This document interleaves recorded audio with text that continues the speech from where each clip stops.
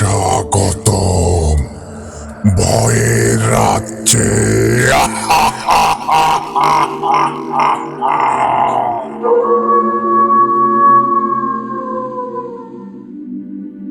আসসালামু আলাইকুম বন্ধুগণ, সকলে আশা করি আল্লাহ তাআলার অশেষ রহমতে অনেক বেশি ভালো আছেন।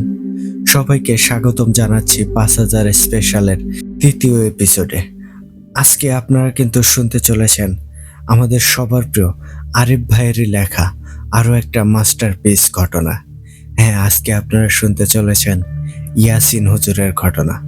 আশা করি গত দুইটা স্পেশাল এপিসোডের মতোই আজকের এপিসোডটিও আপনারা অনেক বেশি এনজয় করবেন। সত্যি বলতে ইয়াসিন হুজুরের এই ঘটনাটি সত্যিই অনেক বেশি অসাধারণ। তো আর বেশি কথা বলে ঘটনার আমেজটা নষ্ট করতে চাচ্ছি না। মূল ঘটনায় চলে যাওয়ার আগে আপনাদেরকে বলবো, আপনারা যারা এখনো আমাদের চ্যানেলটিকে সাবস্ক্রাইব করেননি, দ্রুত সাবস্ক্রাইব করে ফেলুন এবং পাশে থাকা বেল আইকনটি অন করে রাখুন। এর ফলে কিন্তু আমাদের পরবর্তী সকল আপডেট সবার আগে আপনাদের কাছে পৌঁছে যাবে। আর আপনারাও যদি আমাদেরকে ঘটনা পাঠাতে চান, সেই ক্ষেত্রে আপনাদের জন্য দুইটি ওয়ে আছে। প্রথমত, আপনারা সরাসরি আমাদেরকে হোয়াটসঅ্যাপে নক দিতে পারেন, আর আমাদের হোয়াটসঅ্যাপ নাম্বারটি আমাদের ডেসক্রিপশন বক্সে অথবা কমেন্ট বক্সে দেওয়া আছে। এছাড়াও আপনারা চাইলেই কিন্তু আমাদেরকে ইমেলের মাধ্যমে ঘটনা পাঠাতে পারেন, আর আমাদের ইমেল অ্যাড্রেসটি হচ্ছে bhutadda.stories@gmail.com। আপনাদের জানা শোনা সেরা ভয়ানক ঘটনাগুলো আমাদেরকে লিখে কিংবা ভয়েস ক্লিপ আকারে পাঠিয়ে দিতে পারেন। তাহলে এখন আর কথা বাড়াবো না, এবার সরাসরি চলে যাচ্ছি ইয়াসিন হুজুরের ঘটনায়।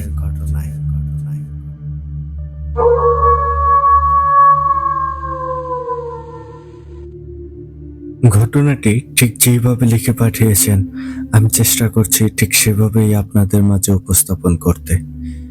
লিখছেন, আসসালামু আলাইকুম প্রিয় দর্শক শ্রোতা, সকলে কেমন আছেন?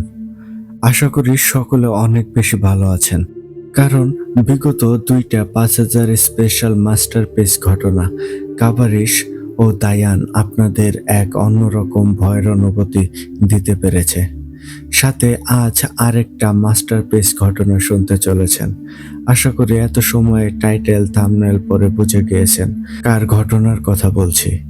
জি, আজ শুনতে চলেছেন সকলের পছন্দের অ্যানাদার হট ফেভারিট ইয়াসিন হুজুরের ঘটনা। আর আজকের ঘটনাটি দিয়ে আমার পক্ষ থেকে ৫০০০ স্পেশাল ঘটনা শেষ হবে। অন্যদের ঘটনা আপনারা শুনবেন, কিন্তু আমার পক্ষ থেকে ছিল এই ৩টি ধামাকা, যাদের আপনারা অতুলনীয় ভালোবাসা দিয়েছেন। তো আমার পরিচয়টা দিয়ে নেই। আমি ভূতাড্ডার একজন অ্যাডমিন ও স্টোরি রাইটার আরিফ বলছি। প্রিয় দর্শক শ্রোতা, আজকের ইয়াসিন হুজুরের ঘটনাটি এতটাই ডার্ক ও ভয়ানক হতে চলেছে যা আপনাদের সকলের ভাবনার বাইরে। তাই ঘটনায় যাওয়ার আগে বলছি, সকলে কানে ইয়ারফোন লাগিয়ে ঘরের আলো বন্ধ করে হারিয়ে যান ইয়াসিন হুজুরের ঘটনার মাঝে। তো চলেন, বেশি কথা না বাড়িয়ে চলে যাই ঘটনার মাঝে। ইয়াসিন হুজুরের ভাষায় বলছি। আসসালামু আলাইকুম, আমি ইয়াসিন। আমার জীবনের সবকিছু হচ্ছে এই মাদ্রাসা, বাবা মা, ভাই আর হামজা সহ বাকিদের নিয়ে। দিনকাল মোটামুটি ভালোই যাচ্ছিল। আমার সাথেরই এক ছাত্র, তার নাম সিরাজ। তো সিরাজ একদিন আমাকে বলে, ইয়াসিন, কিছুদিন পর গরমের বন্ধ পাবো, কি করবি? তখন আমি বলি, কি আর করব, বাড়িতে যাব আর কিছুদিন মা ও ভাইয়ের সাথে সময় কাটাবো। তখন হঠাৎ লক্ষ্য করি সিরাজের চেহারাটা কেমন মলিন হয়ে গিয়েছে। তখন আমি বিষয়টা বুঝতে পারি আর সিরাজের কাঁধে হাত রেখে খুব শান্ত গলায় বলি, কি ব্যাপার সিরাজ, কিছু নিয়ে টেনশনে আছিস নাকি? তখন সিরাজের চোখের পানি টলমল করছিল, যা আমি স্পষ্টই দেখতে পেয়েছিলাম, কিন্তু সিরাজ তা আড়াল করে বলে, কই না তো, টেনশন কিসের, এমনিতেই অনেকদিন পর বাড়িতে যাব, তো তাই বাবা মায়ের কথা খুব বেশি মনে পড়ে, খুশিতে একটু আবেগ আপ্লুত হয়ে পড়েছি। তখন কেন জানি আমার সিরাজের কথাটা হজম হয়নি, কারণ আমার মনে হতে থাকে সে আমার কাছে কিছু একটা লুকাচ্ছিল। তখন আমি ওই সময় তাকে আর কিছুই জিজ্ঞাসা করি না, কারণ আমি জানি সে আমাকে এই মুহূর্তে কিছুই বলবে না। কারণ সিরাজ খুবই নিঃসুপ প্রকৃতির ছেলে, তার ভেতরের কথা সে কখনোই কাউকে সহজে শেয়ার করে না। তার শরীর খারাপ হলেও কখনোই কাউকে বলে না, বা তার বাবা মাকেও খবর জানাতে মানা করে। তো আমি সেখান থেকে উঠে একটু বাইরে চলে আসি আর মাদ্রাসার পাশের পুকুরের কাছে এসে বসে থাকি আর আনমনে ভাবতে থাকি, সিরাজ হঠাৎ এমন কেন করলো? ওর কি কোনো সমস্যা হয়েছে? কিছুই তো বলল না, জিজ্ঞেস করলেও বলবে না। তো পুকুর পাড়ে বসে এই সব ভাবা অবস্থায় বাবা সেখানে আসে। তখন বাবা আমার মাথায় তার হাত রেখে বলে, কি ব্যাপার বাবা ইয়াসিন, কোনো কিছু নিয়ে মনে হয় খুব চিন্তিত। তখন আমি বলি, না বাবা, কিসের চিন্তা? তখন আমি বাবাকে সিরাজের বিষয়টা বলি না, আর বলবো তো বলবোই বাকি, কারণ বলার মতো কিছুই নেই।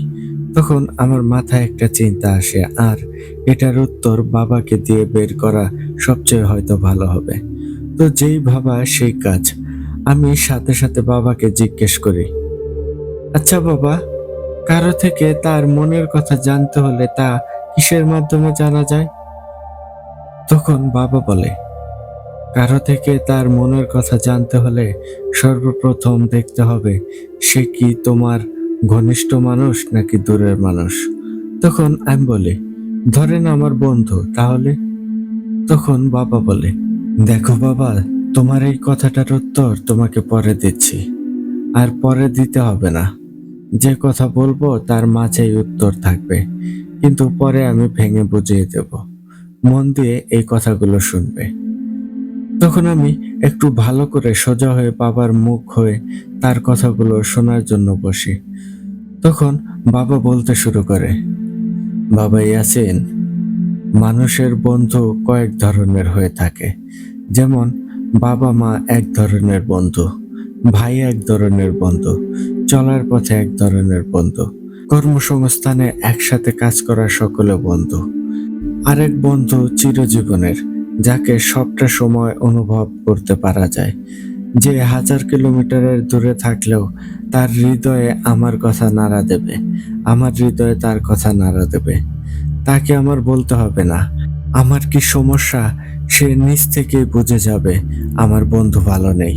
হয়তো সে পুরোপুরি 100 ভাগ আমার মনের কথা বলতে পারবে না, কিন্তু সে 60 ভাগ কথা বলতে পারবে আমার বন্ধু এই বিষয়ে চিন্তিত।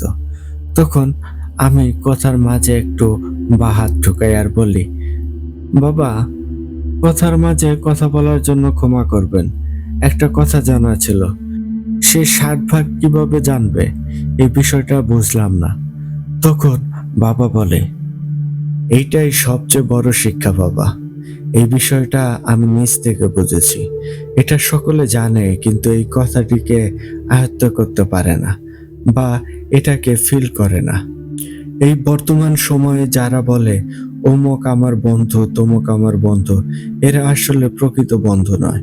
এরা নিজ স্বার্থে কাছে আসে, আর স্বার্থ হাসিল হয়ে গেলে উধাও হয়ে যায়। তো যেটা তোমার প্রশ্ন, সেটাই আসি, 60 ভাগ কি করে ধরবে?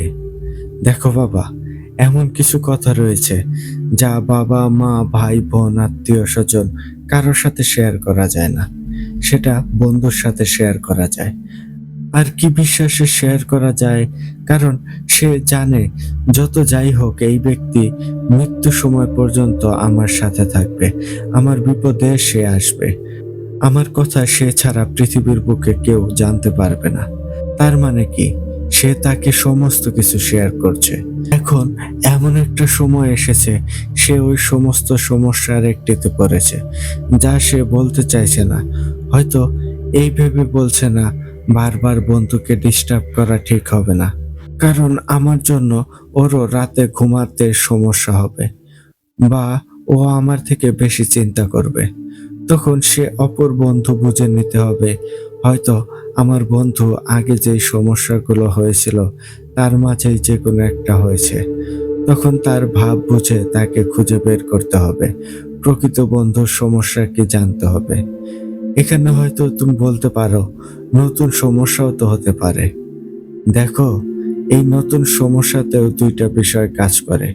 যেমন প্রথমত, সে নতুন সমস্যা হলেও সে তার বন্ধুকে নিজ থেকে বলবে, কারণ বন্ধু বলে কথা। আরেকটা হচ্ছে অনিশ্চয়তা। যেমন ধরে নিতে পারে এমন একটা বড় সমস্যা যা বলতে পারছে না, এটা বললে তার ক্ষতি হবে, বা তার বদলে ওই যে আগেই বললাম, হয়তো এত বড় বিষয় বললে সে নিজে তো চিন্তায় রয়েছেই, সাথে তার বন্ধুও চিন্তা করে অসুস্থ হতে পারে। এবার আশা করি পুরো বিষয়টা বুঝতে পেরেছ। এর জন্যই আমি 60 ভাগ বলেছি। খুঁজে বের করতে পারবে, আর 40 ভাগ হলো অনিশ্চয়তা। যা বলেছে সেটি মিলতেও পারে, আবার নাও পারে। তখন আমি বলি, বাবা, আজ আপনি আমাকে যা বলেছেন তা হয়তো এই জীবনে আমার অর্জিত অন্যতমের মাঝে সেরা একটি। বাবা, আমি আপনার এই কথাগুলো সারা জীবন মেনে চলার চেষ্টা করব। আপনি দোয়া করবেন আমি যাতে এমন বন্ধু পাই, আর সকলের এমন বন্ধু হতে পারি।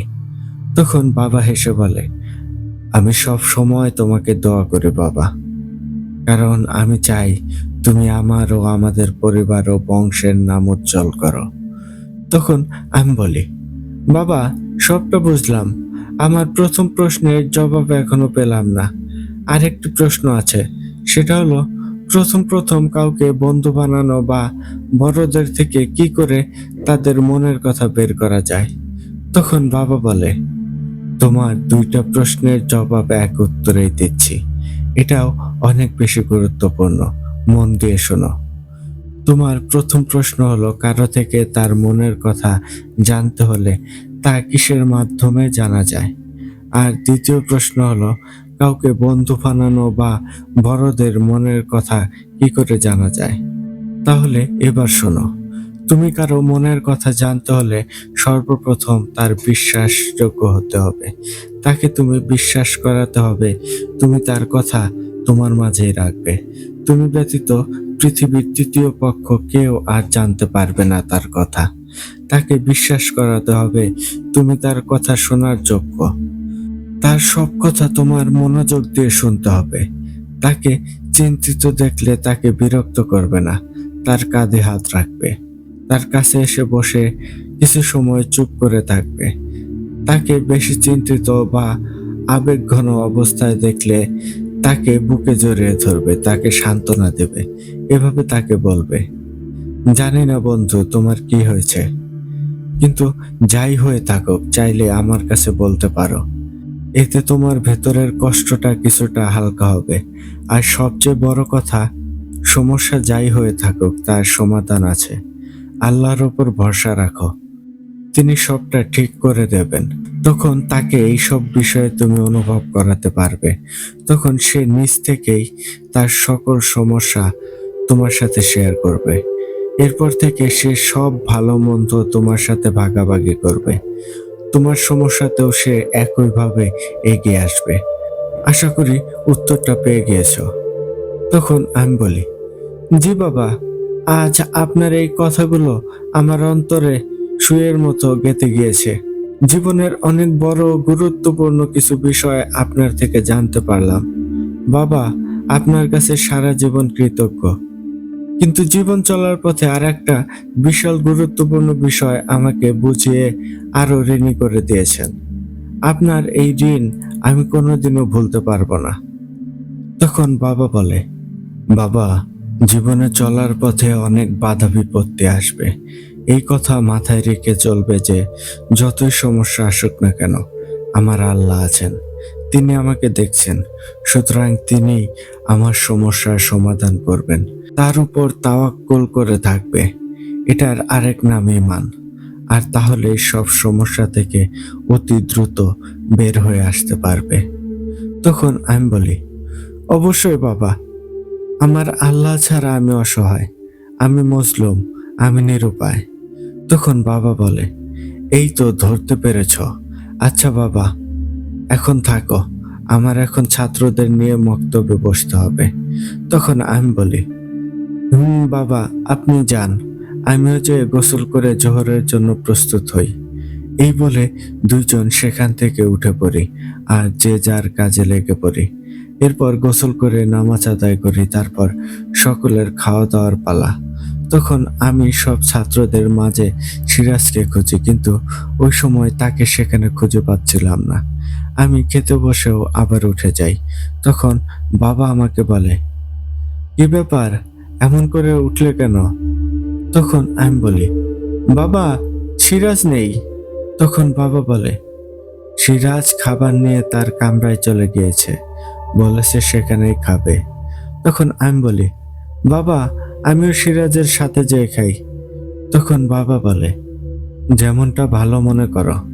তখন আমি খাবারের থাল নিয়ে সিরাজের কামরায় যাই, আর সেখানে যে দরজা ধাক্কা দিয়ে দেখি সিরাজের খাবারের প্লেট আরেকটা প্লেট দিয়ে ঢাকা, কিন্তু সিরাজ সেখানে নেই। তখন আমি আমার প্লেট রেখে সিরাজের প্লেট চেক করি ও খাবার খেয়েছে কিনা। তখন আমি দেখতে পাই সিরাজের খাবারগুলো একদম ঠিক আছে, ও খাবার ছুঁয়েও দেখেনি। তখন আমি ভাবি হয়তো হাত ধুতে গিয়েছে, তাই অপেক্ষা করতে থাকি, কিন্তু অনেক সময় হয়ে যাওয়ার পরও সিরাজ আসছিল না। তাই আমি ওই কামরা থেকে বের হয়ে পুরো মাদ্রাসায় সিরাজকে খুঁজতে শুরু করি। তখন মাদ্রাসার কোথাও সিরাজকে পাচ্ছিলাম না। মাদ্রাসা থেকে বেরিয়ে দূরে থেকে পুকুর পাড়ে নজর পড়তে দেখি সিরাজ পুকুর পাড়ে বসে আছে। তখন আমি একদম নীরব পায়ে হেঁটে সিরাজের পিছনে যেয়ে দাঁড়াই। সিরাজ তখন বুঝতে পারেনি আমি ওর পিছনে দাঁড়িয়ে। তখন আমি সেখানে যেয়ে লক্ষ্য করি সিরাজ সেখানে বসে কাঁদছে। আমি হালকা পাশ থেকে দেখি কান্না করতে করতে ওর চোখ বেয়ে পানি, ওর পরনের জুব্বা ভিজে একাকার। তখন আমি ওর কাঁধে হাত রাখি, আর সেই সময় সিরাজ চমকে ওঠে আর দ্রুত চোখ মুছতে ব্যস্ত হয়ে যায়। তখন আমি সামনে যেতেই বলে, ও ইয়াসিন, তুই? তখন আমি বলি, হ্যাঁ আমি। সিরাজ, তোর কি হয়েছে বলতো? তুই এমন হয়ে যাচ্ছিস কেন? তুই এমন তো ছিলি না। তখন সিরাজ বলে, এইসব কি বলছিস? কই, কি হয়ে গেলাম আমি?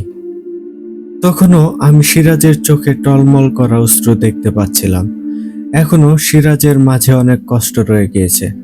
তখন আমি সিরাজকে বুকে জড়িয়ে ধরি আর বলি, বন্ধু, তোর কি হয়েছে? তুই আমাদের আগের সিরাজের মতো লাগছিস না। তোর ভেতরে কি এমন কষ্ট যা তুই বলতে পারছিস না? তখন সিরাজ ঢুকরে কেঁদে ওঠে আর আমাকে জড়িয়ে ধরে বলে, বন্ধু, আমার ভেতরে এত কষ্ট জমা হয়ে আছে যা আমি কাউকেই বলতে পারি না। আমি এই কষ্ট নিয়ে হয়তো বেশি দিন বাঁচতে পারবো না, কারণ আমার চারপাশে অনেক বেশি অন্ধকার। তখন আমি ওর কান্না দেখে নিজেকে সামলাতে পারিনি। আমিও কেঁদে ফেলি আর বলি, বন্ধু, তুই আমাকে খুলে বল, তোর কি হয়েছে? আমি তোর বন্ধু ইয়াসিন, আমার সবটা দিয়ে চেষ্টা করব এই সমস্যার সমাধানের। তখন সিরাজ হাউমাউ করে কান্না করতে করতে বলে, বন্ধু, এই সমস্যার সমাধান হবে না। আমি আর এই কষ্ট নিতে পারছি না। তখন আমি বলি, তোর কি সমস্যা তুই আমার কাছে শেয়ার কর। আশা করি সমস্যার সমাধান না হলেও তোর অন্তরটা একটু হলেও শীতল হবে। তখন সিরাজ কান্না করতে থাকে। আমি তাকে জড়িয়ে ধরে রাখি। তার কান্নার ওই সময় সবকিছু কেমন নিস্তব্ধ হয়ে যায়।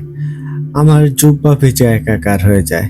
এরপর সে নিজের কান্না থামিয়ে কিছুটা শান্ত হলে তারপর বলে, ইয়াসিন, আমি তোকে কিছু সময় আগে বলেছিলাম না গরমের বন্ধে কি করবি?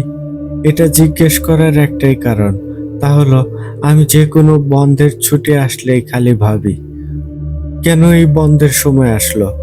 কারণ বাড়িতে যে ওই দুইটা মানুষকে দেখলে আমার কষ্টে বুক ফেটে চিৎকার আসে আর আল্লাহর উপর অনেক অভিমান চলে আসে। তখন আমি বলি, সিরাজ, কি হয়েছে, আমাকে খুলে বল তুই। তখন সিরাজ বলে, বন্ধু, তোর ওই প্রথম দিনের কথা মনে আছে, যেদিন আমার বাবা মা মাদ্রাসায় আমাকে ভর্তি করতে নিয়ে আসে? তখন আমি বলি, হ্যাঁ, কিছুটা মনে আছে। সেদিন তুই অনেক কান্না করেছিস।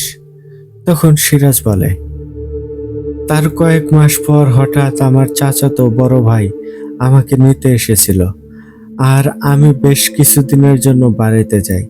এরপর আমি আবার ফিরে আসি। তখন আমি বলি, সেটাও মনে আছে, তুই 15 দিনের মতো বাড়িতে ছিলি। তখন সিরাজ বলে, বন্ধু, তারপর থেকেই আমার জীবন দুর্বিষহ হয়ে ওঠে। তখন আমি বলি, কি এমন হলো যার জন্য তুই এমন হয়ে গিয়েছিস? তখন সিরাজ বলতে শুরু করে, আজ থেকে 4 বছর আগে আমার বাবা মায়ের একমাত্র সন্তান হওয়ায় তাদের অনেক ইচ্ছা ছিল আমাকে একজন আলেম বানাবে। সেই উদ্দেশ্যে আমাকে এখানে ভর্তি করে, আর তারপর তারা এখান থেকে চলে যায়।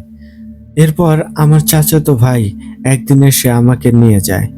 তখন আমি তার সাথে বাড়িতে যেয়ে দেখি আমার বাবা মা দুইজনই পুরো প্যারালাইজড হয়ে বিছানায় পড়ে গিয়েছে।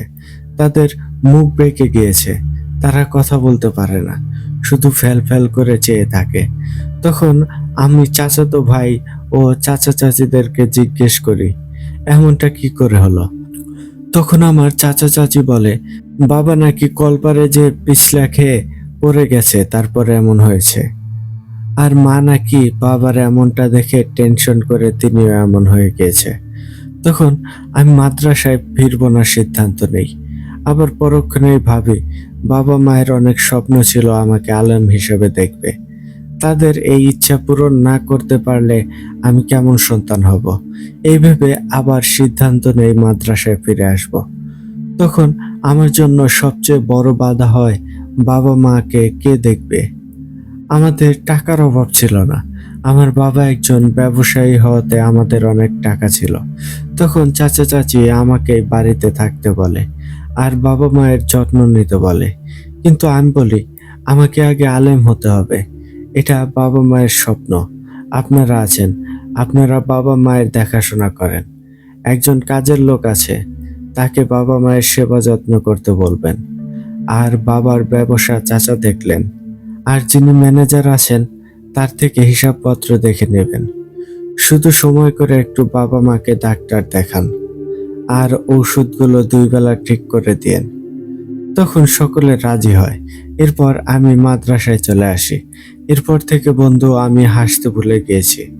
এরপর যখন ছুটি হয় তখন আমি বাড়িতে যাই। বাড়িতে যেয়ে ঘরে প্রবেশ করব এমন সময় ঘরের ভেতর থেকে আমার চাচাতো ভাইয়ের আওয়াজ আসে। তখন আমার মন বলে, একটু দাঁড়িয়ে শুনি কি বলে। তখন আমি সেখানে দাঁড়িয়ে শুনতে পাই আমার চাচাতো ভাই বলছে, দুইটা মরেও না, মরলে একটু শান্তি পাই, জ্বালা আর সহ্য হচ্ছে না।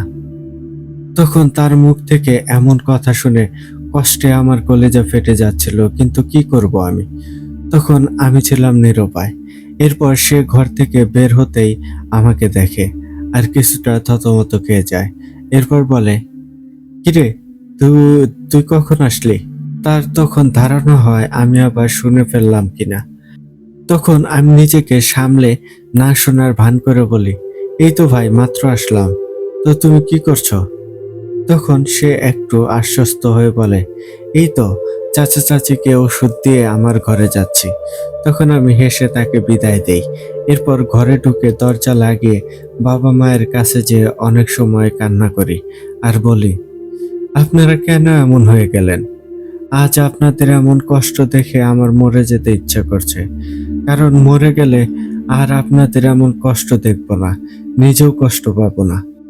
তখন দেখি বাবা মা দুজনের চোখের কোণাতেও জল পড়ছে। তখন নিজেকে সামলে নিয়ে তাদের যত্ন নিতে শুরু করি। আর সেই প্রথম দিন যেমন তেমন ভাবে কাটছিল। ধীরে ধীরে চাচা চাচি ও চাচাতো ভাইয়ের কথার আচরণ বদলাতে শুরু করে। তারা আমাকে নানাভাবে কথা শোনাতে শুরু করে। চাচি তো গালাগাল করে কথা বলতে শুরু করে। এদিকে একদিন ব্যবসা প্রতিষ্ঠানে যেতেই দেখি ম্যানেজার কাকা আমাকে দেখে কান্না করে ফেলে আর বলে, বাবা, তুমি এখনো ব্যবসার জন্য বড় হওনি, কিন্তু যেভাবে যা চলছে এতে সব ধ্বংস হয়ে যাবে। তুমি পারলে এখনই এই ব্যবসায় বসো, আমি তোমাকে ধীরে ধীরে সবটা বুঝিয়ে তুলবো। তোমার চাচা ও চাচাতো ভাই ব্যবসাটাকে ধ্বংসের দ্বার প্রান্তে নিয়ে যাচ্ছে। তখন আমি তাকে কিছুই বলতে পারিনি, নীরবে সবটা শুনে সেখান থেকে চলে আসি। আমি তখন ভাবতে থাকি, আমি থাকতেই তারা এমনটা করছে বাবা মায়ের সাথে, না থাকলে কি জানি করে। এরপর থেকে প্রতি সময় আমি চাইছি আল্লাহ তাদের মরণ দিক, কারণ এত কষ্ট আমি আর নিতে পারছিলাম না। প্রত্যেকটা ছুটি আমার জীবনে একটা কাল হয়ে আসে। আজ 6 মাস হলো আমার চাচা আমার মাদ্রাসার খরচ পাঠায় না। তোর বাবা আমার হুজুর, তিনি মহৎ মানুষ বলে আমাকে একটিবারের জন্য বলেননি টাকার কথা। কিন্তু কি করব বল, আমি কি যন্ত্রণায় আছি আমি জানি না। যদি আল্লাহ বলতো আত্মহত্যা করলে কোনো গুনাহ হবে না, তাহলে আমি বহু আগেই আত্মহত্যা করে ফেলতাম। দিন যাচ্ছে, তাদের কষ্ট বেড়েই চলেছে। শেষবার গিয়ে দেখি দুইটা মানুষের শরীরের হাড় ছাড়া কিছুই অবশিষ্ট নেই। দুইটা কঙ্কাল বিছানার সাথে যেন লেগে আছে, পুরো শরীর বিছানার সাথে লেগে গেছে। তারা এখন 2 বেলা তাদের খাওয়া দূরে থাকুক, ঔষধও দেয় না। খাওয়ার কথা একদিন বলেছিলাম, আমাকে আমার চাচি অকথ্য ভাষায় গালিগালাজ করে বলে, বেশি খেয়ে বিছানা নষ্ট করে, সেগুলো থেকে গন্ধ আসে, কাজের লোক নাকি পরিষ্কার করতে চায় না, সে কাজ ছেড়ে দিয়েছে, আর খাওয়াতে নাকি অনেক সময় ব্যয় হয়। এরপর কাজের লোকের কাছে জানতে পারি তাকে নাকি তাড়িয়ে দিয়েছে টাকা খরচ হয় বলে। এরপরও সে নিজ থেকে এসে প্রায় সময় পয় পরিষ্কার করে দিয়ে যায়। এতেও নাকি চাচি তাকে বকাঝকা করে। সে কেন এত দরদ দেখায়? এই সব নিয়েই আমি অনেক বেশি যন্ত্রণায় আছি রে ইয়াসিন। আমার এখন একটাই দোয়া, আল্লাহ সহি সালামতে তার বান্দা দুইটাকে সসম্মানে নিয়ে যাক। তাদের এই কষ্ট আর দেখতে পারছি না, নিজেও সইতে পারছি না। এই বলে সিরাজ অঝরে কান্না করতে থাকে। তার কান্নায় তখন আমার ভেতরটা ভেঙে খান খান হয়ে যাচ্ছিল। কতটা কষ্ট পেলে একটা ছেলে তার নিজের বাবা মায়ের মৃত্যু কামনা করে। তখন আমি তাকে ধরে কান্না করা থেকে থামাই না, কারণ কিছু সময় কান্না করলে হয়তো মন একটু হালকা হবে, তা না হলে ও এমন করে গম্ভীর হয়ে থাকতে থাকতে ওর কিছু হয়ে যাবে। তখন ও বেশ কিছু সময় কান্না করার পর বলে, ইয়াসিন বন্ধু, তুই আজকের কথাগুলো কাউকে বলিস না, আর হুজুরের কাছেও বলিস না। আমি বন্ধের সময় বাড়িতে যেয়ে চাচার সাথে কথা বলে টাকা নিয়ে আসবো, আর হুজুরকে দিয়ে দেব। তুই বললে হয়তো হুজুর পরে আমার থেকে আর টাকা নিতে চাইবে না। তখন আমি বলি, তুই কি আমাকে তোর বন্ধু মনে করিস? তখন সিরাজ বলে, এটা তুই কি বললি? তুই আমার বন্ধু না হলে তোকে এইসব বলতাম? তখন আমি বলি, তাহলে বিশ্বাস রাখ, আমি তোর কোনো কথা কারোর সাথে শেয়ার করব না। তখন সিরাজ আমাকে ধন্যবাদ জানায়। তখন আমি বলি, ওসব কথা রাখ, আমার একটা কথা রাখবি? তখন সিরাজ বলে, কি কথা বল? আমার সাধ্যের মধ্যে হলে অবশ্যই রাখবো। আর আমার বর্তমান অবস্থা জানিস, সেই হিসাব করে বলিস বন্ধু। তখন আমি বলি, তুই যদি বলিস রাখবি তবেই আমি বলবো, তাছাড়া বলবো না। তখন সিরাজ কিছু সময় চুপ করে থাকে, এরপর বলে, বল, আমি রাখবো তোর কথা। তখন আমি বলি, আমি কিছু টাকা জমিয়েছি, এই টাকাগুলো তুই নে, আর মাদ্রাসার বেতন দিয়ে দে। তুই বাবাকে বলতে মানা করেছিস, তা না হলে বাবাকে বললেই সব সমাধান হয়ে যেত। তোর যেহেতু আত্মসম্মানে বাঁধে, তাই তুই এই টাকাটা নিয়ে দিয়ে দে। বন্ধু, তুই আমাকে ভুল বুঝিস না, তোর মাঝে এটা থাকা ভালো, কারণ আত্মসম্মান না থাকলে সে মানুষ যে কোনো খারাপ কাজ করতে পারে। আর বন্ধু দেখ, আমি টাকা দিয়ে কি করব? আমার যা কিছু লাগে সবটা বাবা এনে দেয়, আর খাওয়া দাওয়া সবই তো তোদের সাথে। তাহলে আমি টাকা দিয়ে কি করব? এর থেকে তুই টাকাগুলো নিয়ে কাজে লাগা। তখন সিরাজ বলে, বন্ধু, এই টাকা আমি কিভাবে নেব বল? তখন আমি বলি, ঠিক আছে, তোর এমনি এমনি নিতে হবে না। এবার ছুটিতে আমি তোর সাথে তোর বাড়িতে বেড়াতে যাব, আর তুই আমাকে তোদের গ্রাম ঘুরে দেখাবি, সাথে তোর বাবা মাকেও দেখে আসবো। তখন সিরাজ বলে, না বন্ধু, তুই আমার বাড়িতে যাবি না, কারণ সেখানে গেলে আমি তোকে যথাযথ সম্মান করতে পারবো না, কারণ আমি নিজেই এখন নিজের বাড়িতে ভয়ে ভয়ে যাই। তখন আমি বলি, আমি তোর সাথে কোনো মেহমান হিসেবে যাচ্ছি না, আমি তোর সাথে তোর ভাই হিসেবে যাচ্ছি। আর আমি আমার খালাকে দেখতে যাচ্ছি, তুই আমাকে সাথে নিয়ে যেতেই হবে। তখন ও কান্না করে ফেলে আর বলে, তোর মতো বন্ধু পাওয়া সৌভাগ্যর ব্যাপার। আল্লাহ আমাকে তোর মতো বন্ধু দিয়েছে, এর জন্য আল্লাহর কাছে লাখো কোটি শুকরিয়া। তখন আমি বলি, হয়েছে, এবার চল, খাওয়া দাওয়া করতে হবে, অনেক সময় হয়ে গেছে, আমি তোর জন্য এখনো খাইনি। তখন আমরা দুইজন যে একসাথে খাওয়া দাওয়া করি, এরপর ওকে টাকাগুলো দিয়ে দেই আর ও যে বেতন দিয়ে আসে। তার 2 দিন পর মাদ্রাসা গরমের বন্ধ দেয়, সকলে নিজ নিজ বাড়ি যাওয়ার জন্য আনন্দে ব্যাগপত্র গোছাতে থাকে। তখন আমি যে বাবাকে বলি, বাবা, আমি একটু এবার সিরাজের সাথে ওর বাড়িতে বেড়াতে যেতে চাই, ওর বাবা মায়ের শরীর খারাপ, তাদের একটু দেখে আসি।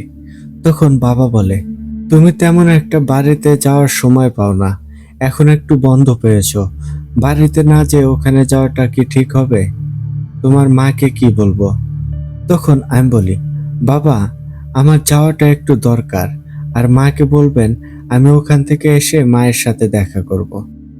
তখন বাবা কিছু সময় চুপ করে থাকে, তারপর বলে, ঠিক আছে বাবা, সাবধানে যেও আর নিজের খেয়াল রেখো। তখন আমি নিজের রুমে যে ব্যাগপত্র গুছিয়ে নেই, সাথে আমার তসবি ও হামজার দেওয়া আতর নিয়ে নেই। এরপর আমি আর সিরাজ বাবাকে সালাম দিয়ে মাদ্রাসা থেকে বেরিয়ে পড়ি। তারপর যে গাড়িতে উঠে পড়ি সিরাজদের বাড়িতে যাওয়ার জন্য। আর কয়েকটি গাড়ি পাল্টে আমরা বিকাল নাগাদ ওদের বাড়িতে যেয়ে পৌঁছাই। তখন দেখি একজন মহিলা বাইরে চেয়ারে বসে আরেকটি কাজের মহিলাকে কি সব যেন বলছে। তখন আমি ধরে নেই এটা সিরাজের চাচি হবে। তখন সিরাজ একটা হাসি দিয়ে তার চাচির দিকে এগিয়ে যায় আর বলে, চাচি কেমন আছেন? তখনও আমি বাড়ির বাইরে দাঁড়িয়ে। তখন সিরাজের চাচি বলে, তোদের জন্য কি আর ভালো থাকা যায়? তোর বাপ মায়ের জন্য জীবনটা তেজপাতা হয়ে গেছে। তখন এইসব শুনে সিরাজের হাস্যোজ্জ্বল চেহারাটা মলিন হয়ে যায়। তখন আমি বাড়িতে পা দিই, আর তখনই আমার পুরো শরীর কেমন একটা কাঁপুনি দিয়ে ওঠে।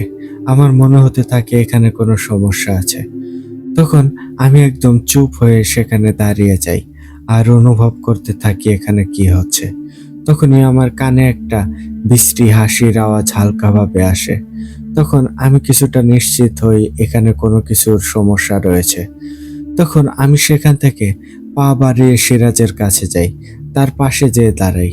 তখন সিরাজ আমাকে দেখে বলে, চাচি, এটা আমার বন্ধু, আমি যে মাদ্রাসায় পড়ি সেখানকার বড় হুজুরের ছেলে, সেই মাদ্রাসাটি ওর বাবার। তখন আমি লক্ষ্য করি সেই মহিলা আমাকে শুনিয়েই বলে, একটার আপদে বাঁচলাম না, সাথে এবার আর একটা নিয়ে আসলো, এইগুলো জন্মাইছেই আমাকে জ্বালানোর জন্য, যত সব। এই বলে মুখ বাঁকিয়ে সেখান থেকে উঠে চলে যায়। তখন সিরাজ কান্না করতে করতে বলে, বন্ধু, এই জন্যই তোকে আসতে বারণ করেছি, কারণ তোকে এখানে আনলে আসলে অপমান হতে হতো, দেখছিস তাই হলো। তখন আমি একটা হাসি দিয়ে বলি, আরে তুই দেখছি আসলেই বোকা, ওনার কথায় আমি বিন্দু পরিমাণও মন খারাপ করিনি। আর সবচেয়ে বড় কথা কি জানিস, যে অন্যকে সম্মান করতে জানে না সে নিজেও কখনো সম্মান পায় না। আর আমি কি ওনার কাছে এসেছি নাকি? আমি এসেছি আমার খালাকে দেখতে, চল তাদের কাছে নিয়ে চল। তখন সিরাজ নিজেকে কিছুটা হালকা অনুভব করে। আমাকে অসম্মান করায় ওর মাঝে যেই সংকোচ বোধটা ছিল তা আমি মুহূর্তেই কাটিয়ে দেই। আমি চাই না ও এত টেনশনের মাঝে আবার এইটা নিয়ে সংকোচ বোধ করুক। তখন ও আমাকে বলে, তুই দাঁড়া, আমি একটু আসছি, তুই এখান থেকে নড়িস না। তখন এই বলে ও একটা চেয়ার নিয়ে আসে, এরপর যে কোথা থেকে একটা মহিলাকে নিয়ে আসে আর তাকে নিয়ে একটি ঘরে ঢোকে। এর কিছু সময় পর আবার ঘর থেকে বেরিয়ে আসে আর আমাকে বলে, চল বন্ধু, এবার ঘরে চল। তখন আমি সেই ঘরে প্রবেশ করতেই আমার নাকে একটা গন্ধ আসে যা অনেক বিশ্রী। তখন আমি তা কিছুটা সহ্য করে নেই। এদিকে সিরাজ আতর ছিটিয়ে দিয়েছে যাতে গন্ধটা কিছুটা কম লাগে, কিন্তু এরপরও সেখানে গন্ধের মাত্রা অনেক বেশি ছিল। তখন আমি সেই ঘরে প্রবেশ করে যা দেখি তা দেখে আমার মুখ থেকে একটাই কথা বেরোয়, ইয়া আল্লাহ, এ কেমন অবস্থা। এই কথা বলার কারণ হলো সিরাজের বাবা মাকে দেখে, কারণ তাদের শরীরে হাড় ছাড়া এক ছটাকও মাংস নেই। মনে হচ্ছিল দুইটা মানুষের কঙ্কাল বিছানায় পড়ে আছে। শুধু কঙ্কাল আর মানুষের মাঝে একটাই পার্থক্য, কঙ্কালে নিঃশ্বাস থাকে না, আর ওনাদের নিঃশ্বাস ছিল। তখন আমার নিজের চোখ দিয়ে কান্না চলে আসে, কিন্তু অনেক কষ্টে নিজেকে সামলে নেই, কারণ এই মুহূর্তে আমি কান্না করলে সিরাজ ভেঙে পড়বে, আর ওকে ভেঙে পড়তে দেওয়া যাবে না। তখন একটা জিনিস লক্ষ্য করি, সিরাজদের ঘরে একটা কেমন অস্বস্তি লাগছে। তখন আমি সিরাজকে বলি, তোদের ঘরে কেমন একটা অস্বস্তি লাগছে রে বন্ধু। তখন সিরাজ বলে, হয়তো গন্ধের জন্য তোর এমনটা লাগছে। তোর থাকার ঘর পাশের ঘরে ঠিক করেছি, আমি এই ঘরের অন্য কামরায় থাকবো, রাত বিরাতে বাবা মায়ের কি লাগে তা দেখব। তখন আমি বলি, না রে বন্ধু, তেমনটা না, গন্ধ এটা কোনো সমস্যা নয়, কিন্তু আমার কেন জানি একটা অন্যরকম লাগছে। তখনও আমার মনের ভেতরে কোনো খারাপ কিছুর কথা সেরকম ভাবে প্রকাশ করেনি, আর বাহিরের ওটাকে স্বাভাবিকভাবে নিয়েছি, কারণ মাঝে মাঝে বদজিনেরা যাওয়ার সময় আমি বুঝতে পারতাম ওই বাইরের অনুভূতিটাকেও আমি সেরকম ভাবে নিয়েছি। তখন আমি ঘর থেকে বের হয়ে ভাবি, আচ্ছা, হামজাকে একটু ডেকে দেখবো, আসলে কি এখানে কোনো অস্বাভাবিক কিছু রয়েছে। তখন তসবিগুনে হামজাকে স্মরণ করতে হামজা আমার মাথায় সালাম দিয়ে বলে, হুজুর, যা ভেবেছেন তাই সত্যি। আর সিরাজের পরিবারকে ধ্বংস করতে এখানে একটা কলকাঠি নাড়া হয়েছে। সিরাজের বাবা মা কোনো কিছুর জন্য এমনটা হয়নি, তাদের এমনটা করা হয়েছে। তখন আমি মনে মনে বলি, আমারও এমনটাই লাগছে, আর কে বা কারা করেছে সেটাও বুঝে গিয়েছি। তখন হামজা বলে, হুজুর, তাহলে তো সবটা বুঝেই গিয়েছেন। আর এখানে কিছু শয়তান জিন আছে, আপনি বললে এদের ঝামেলা আমি শেষ করে দিচ্ছি। তখন আমি বলি, রাতে সকলে ঘুমিয়ে যাওয়ার পর এটা করব, আপনি এখন কিছু করবেন না। তখন হামজা বলে, ঠিক আছে হুজুর। তখন আমি বলি, আচ্ছা, ইনাদের ঠিক করার কোনো রাস্তা আছে? তখন হামজা বলে, জি হুজুর, রয়েছে। আমি আপনাকে একটা দোয়া বলে দিচ্ছি, এইটা দিয়ে তাদের দিনে 3 বার করে রুকাইয়া করবেন, আর জমজমের পানি খাওয়াবেন। সাথে জমজমের একটু পানি পাল্টিতে মিশিয়ে তা দিয়ে ওনাদের গোসল করাবেন। 7 দিনের মাঝে তারা সম্পূর্ণ সুস্থ হয়ে উঠবে। আর পর্যাপ্ত পরিমাণ খাবার দিবেন, তাতেই দেখবেন আল্লাহ চাইলে ওনারা সুস্থ হয়ে যাবে। এই বলে হামজা আমাকে একটা দোয়া বলে দেয়। তখন আমি সেখান থেকে ঘরে ঢুকে পড়ি। এরপর সিরাজকে বলি, বন্ধু, খালাকে সুস্থ করার চিকিৎসা আমি জানি, কিন্তু এটা করা অবস্থায় তুই কাউকে বলতে পারবি না ওনারা সুস্থ হচ্ছে, আর ওনারাও সুস্থ হওয়ার আগ মুহূর্ত ঘর থেকে বেরোতে পারবে না। তখন সিরাজ বলে, বন্ধু, তুই ঠিক বলছিস? তখন আমি বলি, আমি মিথ্যা বলি না, আর মিথ্যা বলা পছন্দও করি না বন্ধু। তখন সিরাজ বলে, বাবা মা সুস্থ হওয়ার জন্য যা যা করা লাগে আমি সবটা করব, তুই খালি বাবা মাকে কথা বলার ব্যবস্থা করে দে। কতদিন হলো বাবা মার মুখ থেকে ডাক শুনি না, তারা আমাকে ডাকে না। এই বলে সিরাজ কান্না করে ফেলে। তখন আমি বলি, কান্না করলে কিন্তু আমি এই কাজ করব না, কান্না থামা, আর যা বলছি তা ঠিক মতো শোন, আর সেই মোতাবেক কর। তখন সিরাজ বলে, কি করতে হবে বল। তখন আমি বলি, বাড়িতে জমজমের পানি আছে? তখন সিরাজ জানায় আছে। তখন আমি বলি, বাস হয়েছে, আর কিছুই লাগবে না, এখন চল একটু বাজারে যাব। তখন সিরাজ বলে, এত রাতে বাজারে যেয়ে কি করবি?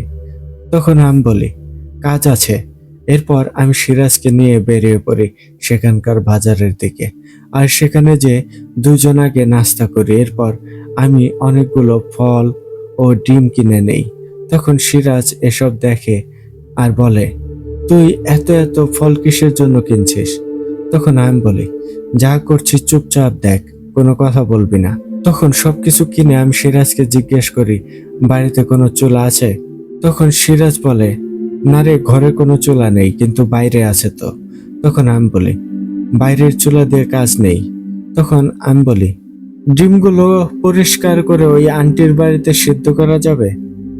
তখন সিরাজ বলে, যাবে, কিন্তু কি জন্য সেটা বলবি? তখন আমি বলি, চল ওনার বাড়িতে। তখন দুইজন সেই আন্টির বাড়িতে যেতে শুরু করি। এত বেশি ফল কিনে ফেলেছি, আমাদের দুইজনের নিয়ে হাঁটতে কষ্টই হচ্ছিল। এরপর অনেক কষ্টে নিয়ে সেই আন্টির বাড়িতে যাই আর তাকে দিয়ে 8টা ডিম সেদ্ধ করে নেই, আর বাকি ডিমগুলো তাকে দিয়ে আসি। সাথে বলে দেই, আগামীকাল সকালে আবার 8টা ডিম সেদ্ধ করে নিয়ে আসবেন। তখন সেই আন্টি ঠিক আছে বললে আমরা সেখান থেকে চলে আসি। এরপর বাড়িতে এসে সব ফল খাটের নিচে রেখে দেই। এরপর আমি সিরাজকে বলি, 2টা গ্লাসে জমজমের পানি নিয়ে আয়, আর সিদ্ধ ডিমগুলো ছিলে নে। তখন সিরাজ জমজমের পানি নিয়ে আসে আর বিছানার পাশে দাঁড়িয়ে ডিমগুলো ছিলতে থাকে আর বলে, তুই কি ওনাদের ডিম খাওয়াবি? তখন আমি বলি, হুম। তখন সিরাজ ডিম ছিলা বন্ধ করে বলে, বন্ধু, বাবা মা সিদ্ধ ডিম খেতে পারবে না, ওনারা শুধু কষলে দেওয়া ভাতের পানি খায়। ফল খাওয়াতে পারে না টাকার অভাবে, আর চাচারা খাওয়ায় না টাকা নষ্ট হবে বলে। তখন আমি বলি, তুই চিন্তা করিস না, ওনারা আজ খাবে, আর দেখ কি করে খায়। এই বলে আমি বিছানায় বসে পড়ি আর বিসমিল্লাহ বলে হামজার বলা দোয়া পড়তে শুরু করি, আর দোয়া পড়ে তাদের রুকাইয়া করতে শুরু করি। প্রত্যেকটা ফু দিতেই তারা কেঁপে কেঁপে উঠছিল। যারা এত সময় নিজেদের চোখের মনিটা নাড়াতে পারছিল না, তারা এখন নিজেদের শরীর নাড়াতে পারছিল। তখন আমি রুকাইয়া শেষ করতেই তারা নিজের চোখ নাড়াতে পারছিল আর ফিস ফিস করে কথা বলার চেষ্টা করছিল, কিন্তু শক্তির অভাবে পারছিল না। এদিকে প্রথম রুকাইয়াতেই তাদের মুখ বাঁকানোটা কিছুটা ঠিক হয়ে এসেছে। সব দেখে সিরাজ হা হয়ে থাকে আর কান্না করতে থাকে। তখন আমি বলি, কান্না থামা, আর ডিম ছেলা হয়ে থাকলে দে। তখন আমি সিরাজকে বলি, তুই খালাকে উঠা, আমি খালুকে উঠাচ্ছি। এরপর তাদের উঠিয়ে হালকা করে কাত করে বালিশে হেলান দিয়ে দেই। এরপর তাদের জমজমের পানি মুখে দেই আর তারা এক নিঃশ্বাসে পুরো পানিটা খায়। আর এরপর প্রথমবার তারা নিজ মুখ দিয়ে একদম আস্তে আস্তে শব্দ করে বলে, সিরাজ, এইদিকে আয় বাপ। এই কথা শুনে সিরাজ হাউমাউ করে কান্না করতে শুরু করে দেয়। তখন আমি মাথায় ধাক্কা দিয়ে বলি, গাধা, তুই এমনটা করলে সব জানাজানি হয়ে যাবে। আর তোকে প্রথমে কি বলেছি? তখন সিরাজ মুখ চেপে কান্না করতে থাকে। ওই সময় আমি খালা আর খালুকে সিদ্ধ ডিমগুলো দেই আর তারা দুইজনে তৃপ্তি সহকারে 8টা ডিম খায়। সিরাজ যে তাদেরকে জড়িয়ে ধরে, কিন্তু তারা তখনও সিরাজকে জড়িয়ে ধরার মতো শক্তি পাচ্ছিল না। তখন খালা খালু খুব আস্তে আস্তে বলে, সিরাজ, ইনি কে রে বাবা? তখন সিরাজ কান্নারত অবস্থায় বলে, ও আমার বন্ধু আর আমার মাদ্রাসার বড় হুজুরের ছেলে। তখন তারা আরো কিছু বলতে চায়। তখন আমি বলি, খালু, আপনারা এখন কোনো কথা বলবেন না, সব কথা সঠিক সময়ে বলা যাবে। আমি এখানে আপনাদের দেখতে এসেছি, কিন্তু এখানে এসে বুঝেছি অন্য কাজ চলছে। চিন্তা করবেন না, আল্লাহ চাইলে সবটা শেষ করে এখান থেকে যাব। তখন তারা চুপ হয়ে যায় আর তখন সিরাজ হা হয়ে আমার দিকে তাকিয়ে থাকে। তখন আমি বলি, সিরাজ, কিছু ফল বের কর আর কেটে খালা খালুকে খাওয়া। তখন সিরাজ অন্য ঘরে গেলে আমি খালা খালুকে বলি, আপনারা এখন কোনো কথা বলবেন না, আমি সবটা দেখছি আর এখানকার সব বুঝছি। আপনারা সিরাজের সামনে কোনো কথা বলবেন না বা কারো সামনে সুস্থতার কোনো কথা বলবেন না। আপনারা এমন ভান করে থাকবেন আপনারা এখনো আগের মতোই, আপনাদের কোনো বাক শক্তি নেই। সঠিক সময়ে সব কথা হবে। দয়া করে আমাকে সাহায্য করুন, তাহলে আমি আপনাদের সাহায্য করতে পারবো, আর আপনারা আবার আগের জায়গায় ফিরে যেতে পারবেন। তখন সিরাজের বাবা আমাকে ইশারায় কাছে ডাকে আর কানে কানে বলে, বাবা, জানি না তুমি কে, কিন্তু তোমার মাঝে আমি একটা ভিন্ন কিছু দেখতে পাচ্ছি। তুমি কোনো সাধারণ মানুষ নও। তখন আমি বলি, খালু, এইসব কথা পরে হবে, আগে সুস্থ হন আর আমাকে আমার কাজ করতে দিন। তখনই সিরাজ ফল কেটে নিয়ে চলে আসে। তখন আমি সেগুলো চিপড়ে রস বের করতে থাকি। এরপর রস বের করে 2 গ্লাস তাদের খাইয়ে দেই। এরপর আবার তাদের শুইয়ে দেই। তারপর দুইজন অন্য কামরায় যেয়ে বসি। তখন সিরাজ আমাকে জড়িয়ে ধরে কেঁদে ফেলে আর বলে, জানি না কোন সৌভাগ্যে তোর মতো বন্ধু পেয়েছি। জানি না তুই কি করে এইসব করছিস, আর বাবা মা কিভাবে কথা বলতে পারলো। 2-2.5 বছরের বেশি বাবা মায়ের মুখ থেকে একটা শব্দ তো দূরের কথা, একটা কথা বলার স্বরও তাদের গলা দিয়ে বের হয়নি। আমাকে একটু সময় দে, আর আমার কথা মতো কাজ কর, দেখবি খালা খালু আগের মতো নিজেরা হাঁটতে পারবে। তোদের পরিবার আবার আগের মতো হয়ে যাবে। তখনই ঘরের দরজায় কড়া নাড়ার শব্দ পাই। তখন সিরাজ আর আমি এগিয়ে যেয়ে দরজা খুলি। তখন দেখতে পাই সিরাজের চাচি দরজায় একটা খাবারের বল হাতে দাঁড়িয়ে আছে, তার উপর একটা বাটি। তখন সিরাজকে উদ্দেশ্য করে বলে, এই নে ধর, রাতে এগুলো দিয়ে খেয়ে নে, কাল দেখি ভালো কিছু রান্না করব, এখান থেকে তোর বাবা মাকে খাইয়ে দিস। তখন সিরাজ তার চাচির হাত থেকে বলটি নিয়ে টেবিলে রাখে আর একটা হাস্যোজ্জ্বল মুখ নিয়ে সেখানকার ঢাকনাগুলো খোলে। তখন দেখতে পাই সেখানে আলু ভর্তা করা, তাও নেই ঠিক মতো পেঁয়াজ মরিচ, আর ভাতগুলো গলে পচে যাওয়ার মতো। এগুলো গরুকে দিলেও খেতে চাইবে না। এসব দেখে সিরাজ ঠোঁট কামড়ে চোখের জল ফেলতে শুরু করে আর আমার দিকে তাকিয়ে বলে, তুই আমার একমাত্র বন্ধু, আমার বাড়িতে আসলি, তোকে আমি সেই সম্মানটুকু করতে পারছি না। তখন আমি বলি, এসব ফাও পেঁচাল বাদ দে, আমাকে নিজের ভাই মনে কর, তাহলে আর কোনো সমস্যা হবে না। আর আমি নাস্তা করেছি, আমার আর খেতে হবে না। তোর দরকার পড়লে চল, তোকে বাজার থেকে কিছু খাইয়ে আনি। আর ভুলেও খালা খালুকে এইসব খাওয়াবি না, এতে ওনাদের পেট খারাপ হতে পারে। এমনিতেই ওনাদের এইসব খাইয়ে অবস্থা নাজেহাল করে ফেলেছে। তখন সিরাজ বলে, না, আমার কিছু খেতে হবে না, কিন্তু আমি তোর এইসব ঋণ কি করে শোধ করব রে। তখন আমি বলি, আর একবার এসব কথা বললে আমি এখনই চলে যাব, আর জীবনও তোর সাথে কথা বলবো না। তখন সিরাজ বলে, আমার ভুল হয়েছে, আর বলবো না বন্ধু। এরপর সেই রাতে আমরা ঘুমিয়ে পড়ি। রাত যখন প্রায় 3টা, তখন আমি ঘুম থেকে উঠে পড়ি আর হামজাকে স্মরণ করি। তখন হামজার সাথে সাথে চলে আসে। এরপর হামজাকে বলি, হামজা, এবার কি করা যাবে বলুন তো। তখন হামজা বলে, হুজুর, এখনোই সেই শয়তানরা আসবে ইনাদের কষ্ট দেওয়ার জন্য, আর এখনোই এদের খেলা শেষ করব। তখন আমি বলি, ঠিক আছে চলুন। তখন আমি খুব আস্তে ঘরের দরজা খুলে বাইরে বেরিয়ে আসি। তখন হামজা বলে, হুজুর, আমি এখান থেকে সরে পড়ি, কারণ আমাকে দেখলে শয়তানগুলো আসতে চাইবে না। এই বলে হামজা সেখান থেকে সরে পড়ে।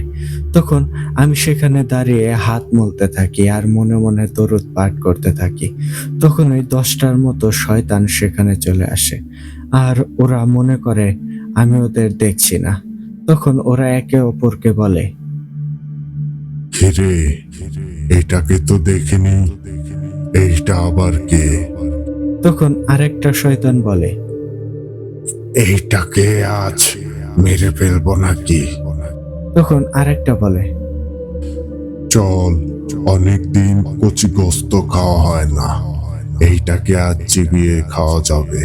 তখন আমি দরুদ পড়া বন্ধ করে বলি, অনেকদিন কচি গোস্ত খাসনি, তোদের এই স্বপ্নটা পূরণ করতে পারলাম না, কিন্তু তোরা আমাকে মারতে চাইছিস, সেটাও পূরণ করতে পারবো না। তবে কেউ মারা পড়বে, এটা পূরণ হবে। তখন একটা শয়তান বলে ওঠে। তুই আমাদের দেখতে পাচ্ছিস? তখন আমি বলি, তোদের দেখতেও পাচ্ছি, সাথে তোদের কথাও শুনতে পারছি, আর তোদের মারতেও পারবো। তখন একটা শয়তান বেশ ক্ষিপ্ত হয়ে যায় আর আমাকে উদ্দেশ্য করে বলে, তোর এত বড় সাহস, তুই আমাদের মারার হুমকি দিস? আজ তোকে মেরে এমন জায়গায় রাখবো, এই দুনিয়ার কেউ তোকে খুঁজে বের করতে পারবে না। তখন আমি বলি, সেটাই, কেউ খুঁজে বের করতে পারবে না, কিন্তু সেটা আমাকে না, তোদেরকে। এইটা বলা মাত্রই হামজা একটা বিদ্যুৎ চমকানোর মতো করে এসেই একটা শয়তানের ঘাড় মটকে রেখে চলে যায়, যা শয়তানগুলো বুঝতেই পারেনি। তখন শয়তানগুলো বলে, কে এখানে? এই জানোয়ারের বাচ্চা, কে এখানে আছিস বল? তখন আমি বলি, তোদের জম এখানে আছে। এইটা বলার সাথে সাথে হামজা আর একটা শয়তানের ঘাড় মটকে দিয়ে চলে যায়। তখন সব শয়তান সেখানে ভয়ে কাঁপতে থাকে আর চারপাশে খুঁজতে থাকে আর বোঝার চেষ্টা করতে থাকে কি হচ্ছে। কিন্তু তারা বুঝে ওঠার আগেই হামজা এক এক করে প্রায় 8টা শয়তানকে মেরে ফেলেছে, আর বাকি মাত্র 2টা শয়তান। তখন আমি মনে মনে বলি, হামজা থামুন। তখন হামজা আমার মাথায় বলে, হুজুর, থামতে বললেন যে? তখন আমি বলি, এই 2টার সাথে কথা বলবো, এরপর যা করার করব। তখন হামজা ঠিক আছে বললে আমি ওই শয়তানগুলোকে জিজ্ঞেস করি, তোরা কারা আর কার ইশারায় এখানে এসেছিস? তখন শয়তানগুলো কাঁদতে কাঁদতে বলে, হুজুর, আমাদের ক্ষমা করে দিন, আমরা আপনাকে চিনতে পারিনি, আমাদের জানে মারবেন না, আমরা আর জীবনেও এই বাড়ির ত্রিসীমানায় প্রবেশ করব না। তখন আমি বলি, আমি তোদের এইটা জিজ্ঞেস করিনি, আমার প্রশ্ন ছিল তোরা কার ইশারায় এইসব করছিস? তখন শয়তানগুলো বলে, হুজুর, আমাদের লিটন তান্ত্রিক পাঠিয়েছে। তখন আমি বলি, তোদের কি উদ্দেশ্যে এখানে পাঠিয়েছে? তখন শয়তানগুলো বলে, আমরা এখানে আসি প্রতিদিন এদের বাকশক্তি কমিয়ে দিতে, যাতে ধীরে ধীরে এরা একেবারেই বোবা হয়ে যায়। তখন আমি বলি, আজ তোদের বাকশক্তি একেবারে চলে যাবে চিরতরে। এটা বলে হামজাকে বলি, আমার কথা শেষ। তখন হামজা ঠিক আছে বলেই ওই 2টা শয়তানের ঘাড় মটকে দেয়, এরপর সবগুলোকে সেখানে মাটির নিচে পুঁতে ফেলে। তখন আমি আবার ঘরে চলে আসি। প্রিয় দর্শক শ্রোতা, কি ভাবছেন ঘটনা এখানেই শেষ? দর্শক শ্রোতা, মাত্র ঘটনা শুরু হতে চলেছে, কারণ ইয়াসিন হুজুরের ঘটনা ধামাকা ছাড়া শেষ হবেই না। তাই সকলেই মন দিয়ে ঘটনা শুনতে থাকুন। চলে যাচ্ছি আবারও ঘটনার মাঝে। তখন সিরাজের বাবা মা জেগে ঘরের দরজার দিকে চেয়ে থাকে। তখন আমি বলি, খালা, আমার আসলে ঘুমটা ভেঙে গিয়েছিল, তাই একটু বাইরে হেঁটে আসলাম। তখন তারা আমাকে চোখের ইশারায় ডাকে। সেই সময় আমি তাদের কাছে যাই, এরপর বিছানায় বসে কান পেতে তাদের কাছে যাই। তখন খালু আমাকে ফিসফিস করে বলে, বাবা, জানি না আল্লাহ কি হিসেবে তোমাকে এখানে পাঠিয়েছে, কিন্তু তুমি আমাদের জন্য আল্লাহর ফেরেশতা হয়ে এসেছো। এই সময়ে আমাদের ভয় দেখাতে কতগুলো শয়তান জিন এসে আমাদের ভয় দেখাতো, আমাদের গলা চেপে ধরতো, আর দম বন্ধ হয়ে আসার আগ মুহূর্তে ছেড়ে দিত, আমাদের গালে মুখে চড় মারতো। কিন্তু আজ শয়তানগুলো আসেনি। তখন আমি বলি, খালা, খালু, তারা আর আসবে না। আর দয়া করে আপনি এই সব কোনো বিষয়ে সিরাজ বা কাউকে বলতে যাবেন না। এটা আপনার কাছে আমার একটা আবদার, আর আমাকে নিজের সন্তান ভেবে হলেও এই কাজ করবেন না। তখন সিরাজের বাবা মা বলে, বাবা, আমরা কসম করে বলছি তোমার কোনো কথা আমরা কাউকে বলবো না, কিন্তু তোমার কাছে আমার একটা আবদার আছে, তুমি যদি রাখো তাহলে বলবো। তখন আমি বলি, খালা, খালু, আপনারা এসব কি বলছেন? আমি আপনাদের সন্তানের মতো, আপনারা মন খুলে বলে ফেলুন, আমি আমার সাধ্যমতো চেষ্টা করব। তখন তারা বলে, জানি না আমরা কতদিন বাঁচব, কিন্তু তুমি আমার ছেলে সিরাজকে দেখে শুনে রাখবে, ওকে নিজের ভাইয়ের মতো করে রাখবে, কখনো কোনো ভুল হলে বড় ভাইয়ের মতো শাসন করবে, কিন্তু ওকে কখনো একা ছাড়বে না। তখন আমি বলি, খালা, খালু, আপনারা এইসব কি বলছেন? আপনাদের কিছু হয়নি, আর হবেও না। আপনাদের এই ছেলে বেঁচে থাকতে আপনাদের কিছু হতে দেবে না। আপনারাই সিরাজকে দেখে রাখবেন, আর আমরা প্রত্যেক ছুটিতে এসে এখানে বেরিয়ে যাব। তখন তারা হেসে বলে, যাও, ঘুমিয়ে পড়ো। তখন আমি সেখান থেকে উঠে যেয়ে ঘুমিয়ে পড়ি, আর কিছু সময় পর আবার ফজরের নামাজের জন্য উঠে পড়ি। সিরাজকে উঠিয়ে দেই, এরপর দুইজন মিলে বাড়িতেই নামাজ আদায় করি। নামাজ শেষ করে আমি খালা খালুকে রুকাইয়া করতে বসে যাই, আর রুকাইয়া শেষ করতেই খালা খালু ওনাদের মুখ পুরো ঠিক হয়ে যায়, সাথে তারা হাতের আঙ্গুলও নাড়াতে পারছিল। তখন আমি আবার সূরা ফাতিহা পড়ে জমজমের পানিতে ফু দিয়ে সেই পানি খাইয়ে দিই। তখন তারা স্পষ্ট কথা বলতে পারছিল। সব দেখে সিরাজ হা হয়ে থাকে, আর আমিও লক্ষ্য করি রুকায়া একদম জাদুর মতো কাজ করছিল। এখন সিরাজ তো খুশিতে আত্মহারা হয়ে যাচ্ছিল। তখন আমি বলি, সিরাজ, এরকম করলে কিন্তু চলবে না। তোকে কিন্তু বলেছি, খালা খালু পুরোপুরি সুস্থ হওয়ার আগে কিছুই করতে পারবি না, কিছুই বলতে পারবি না। তখন সিরাজ চুপ হয়ে যায়, এরপর আমাকে বলে, বন্ধু, আমি যে আন্টির বাড়ি থেকে ডিমগুলো নিয়ে আসি, সাথে কিছু নাস্তাও নিয়ে আসি, কারণ তোর সকালে ফজরের পর হালকা নাস্তা করার অভ্যাস রয়েছে। তখন আমি বলি, তুই খালা খালুর জন্য যে ডিম সিদ্ধ নিয়ে আয়, পারলে কিছু রুটিও নিয়ে আয় ওনাদের খাওয়ানোর জন্য, কারণ এখন থেকে ওনাদের ভালো করে খাওয়াতে হবে। তখন সিরাজ বেরোলে আমি ওই সময় ওকে আবারও ডাকি, এরপর বলি, চল, আমিও তোর সাথে যাই। তখনও আকাশ পুরোপুরি পরিষ্কার হয়নি। তো আমি আর সিরাজ রাস্তার পাশ ধরে হেঁটে এগিয়ে যাচ্ছি। এমন সময় সিরাজ সামনে তাকিয়ে বলে, এই, ইনাদের চাচা চাচির মতো লাগছে না? এত সকালে উনারা কোথা থেকে এলো? তখন আমি ভালো করে সামনের দিকে তাকিয়ে দেখার চেষ্টা করি। এমন সময় ওই লোক আর মহিলা দূর থেকে হয়তো আমাদের দেখে ফেলে, আর তখন তারা পাকা রাস্তা দিয়ে মাঠের দিকে নেমে যায়। তখন সিরাজ বলে, না, চাচা চাচি হবে না, কারণ ওনারা হলে বাড়ির দিকে যেত, কিন্তু ইনারা তো মাঠের দিকে নেমে গিয়েছে। তখন আমি একটু বাঁ পাশে চেপে দেখার চেষ্টা করি, আর তখন আমি একটা জিনিস লক্ষ্য করি। কাল সিরাজদের বাড়িতে এসেছিলাম, আর তার চাচিকে একটা লাল শাড়ি পরা দেখেছিলাম, আর সেই রকম একটা লাল শাড়ির মতোই পরা সেই মাঠের দিকের মহিলা আর পুরুষ হেঁটে যাচ্ছিল। আর সিরাজের চাচাকে এখনো সামনে থেকে দেখিনি, তাই চিনতে পারিনি।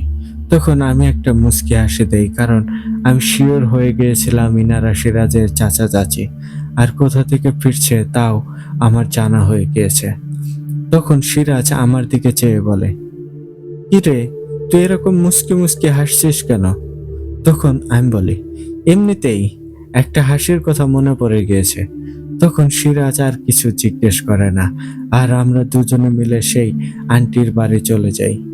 সেখানে যেতে দেখি তিনি ডিম সেদ্ধ করে রেখেছেন, সাথে আমাদের জন্য রুটি ও আলু ভাজি করে রেখেছেন। তখন তিনি আমাদের দেখে বলে, তোমরা চলে এসেছো? আমি আরো ভাবলাম এখনই তোমাদের বাড়িতে যাব, ওই দজ্জাল মহিলা ওঠার আগে। তখন আমি সেই আন্টির কথায় বুঝে যাই তিনি সিরাজের চাচিকে উদ্দেশ্য করে কথাটি বলেছেন। তখন আমি বলি, আন্টি দেন, আমরা দ্রুত এগুলো নিয়ে বাড়ি যাই। তখন আন্টি বলে, তোমরা এখানে খেয়ে যাও। তখন আমরা খেতে চাই না, কিন্তু আন্টিও এক প্রকার জোর করতে শুরু করে।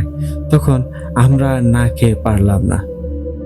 তখন খাওয়া দাওয়া শেষ করে আমি একটু মাথা নিচু করে বলি, আন্টি, কিছু মনে না করলে আমাদের 4-5টা রুটি দেওয়া যায়, একটু কাজ আছে। তখন আন্টি হেসে বলে, আরে, এইটা এইভাবে বলছো কেন?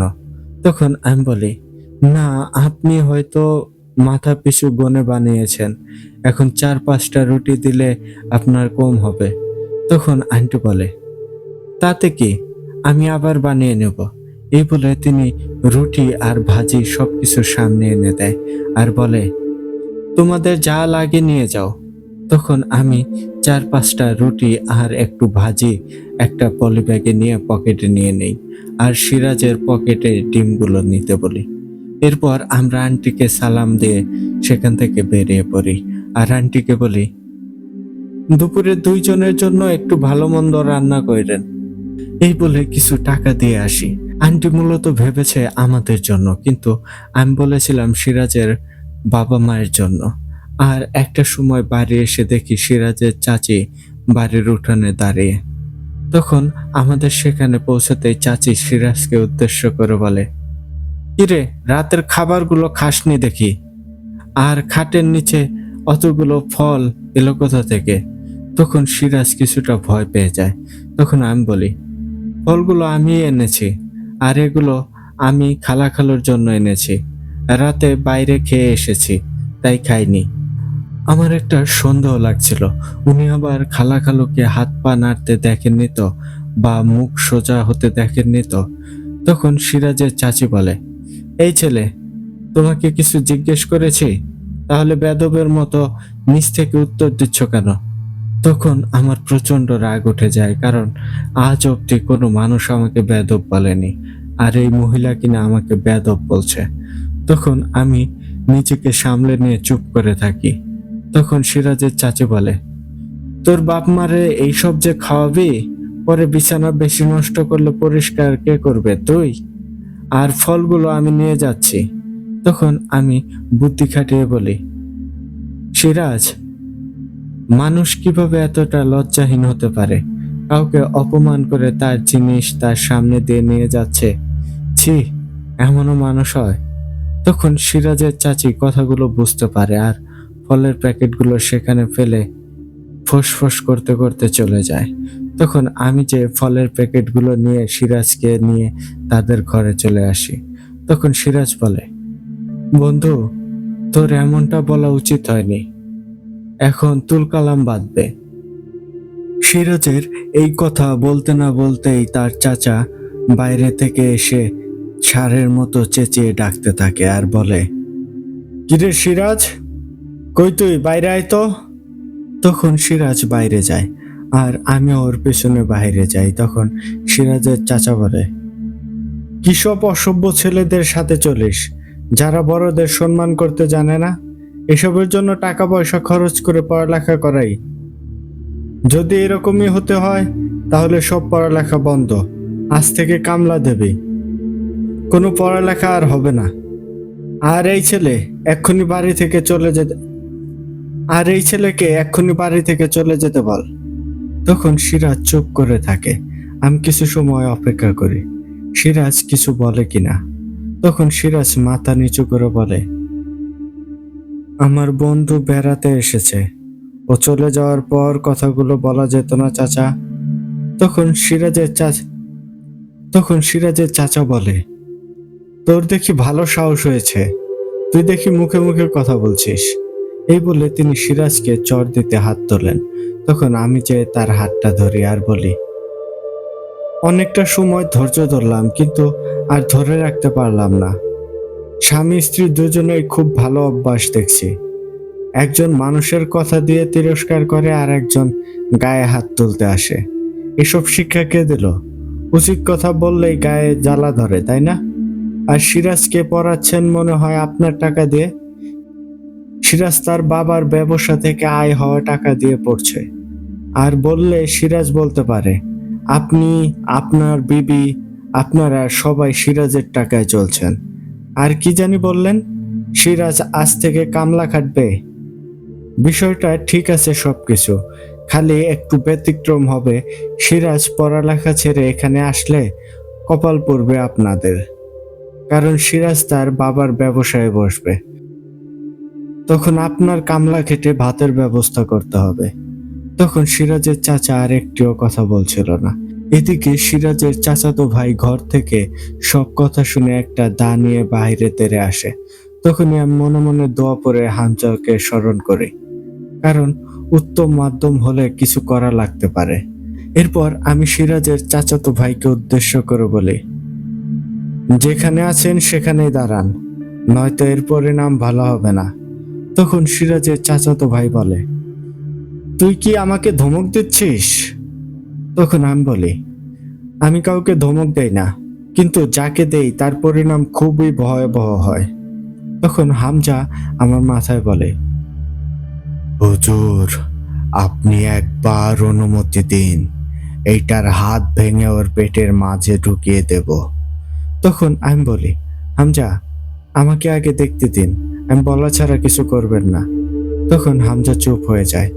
তখনও সিরাজের চাচাতো ভাই তেড়ে আসতে চাইছিল, কিন্তু সিরাজের চাচা তাকে আটকে রেখেছিল। তখন আমি বলি, আজকে থেকে নিজেদের কপাল পড়লেন। শুধু এই কথা বলে সিরাজকে ঘরে নিয়ে চলে আসি। তখন আমি ঘরে এসে সবার আগে খালা খালুকে খাইয়ে দেই। এরপর বলি, খালা খালু, আপনাদের কি ওই মহিলা দেখেছে আপনারা কথা বলতে পারেন বা হাত পা নাড়াতে পারেন? তখন তারা বলে, না বাবা, ওই মহিলা ঘরে আসার পর আমরা ভান ধরে শুয়ে থাকি, যাতে বুঝতে না পারে। তখন আমি বলি, ভালো করেছেন, কিন্তু একটা কথা বলতাম খালু। তখন সিরাজের বাবা বলে, বলো বাবা। তখন আমি বলি, আপনাদের কিছু সিদ্ধান্ত যদি আমি নেই তাহলে কোনো সমস্যা হবে?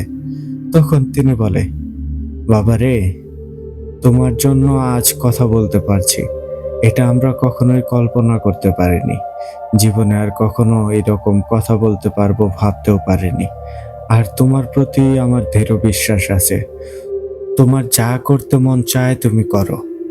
তখন আমি একটা হাসি দিয়ে আগে ওনাদের খাইয়ে দেই, এরপর সিরাজকে দিয়ে তাদের ব্যবসা সামাল দেয় যিনি, সেই ম্যানেজার কাকাকে ডেকে আনতে বলি।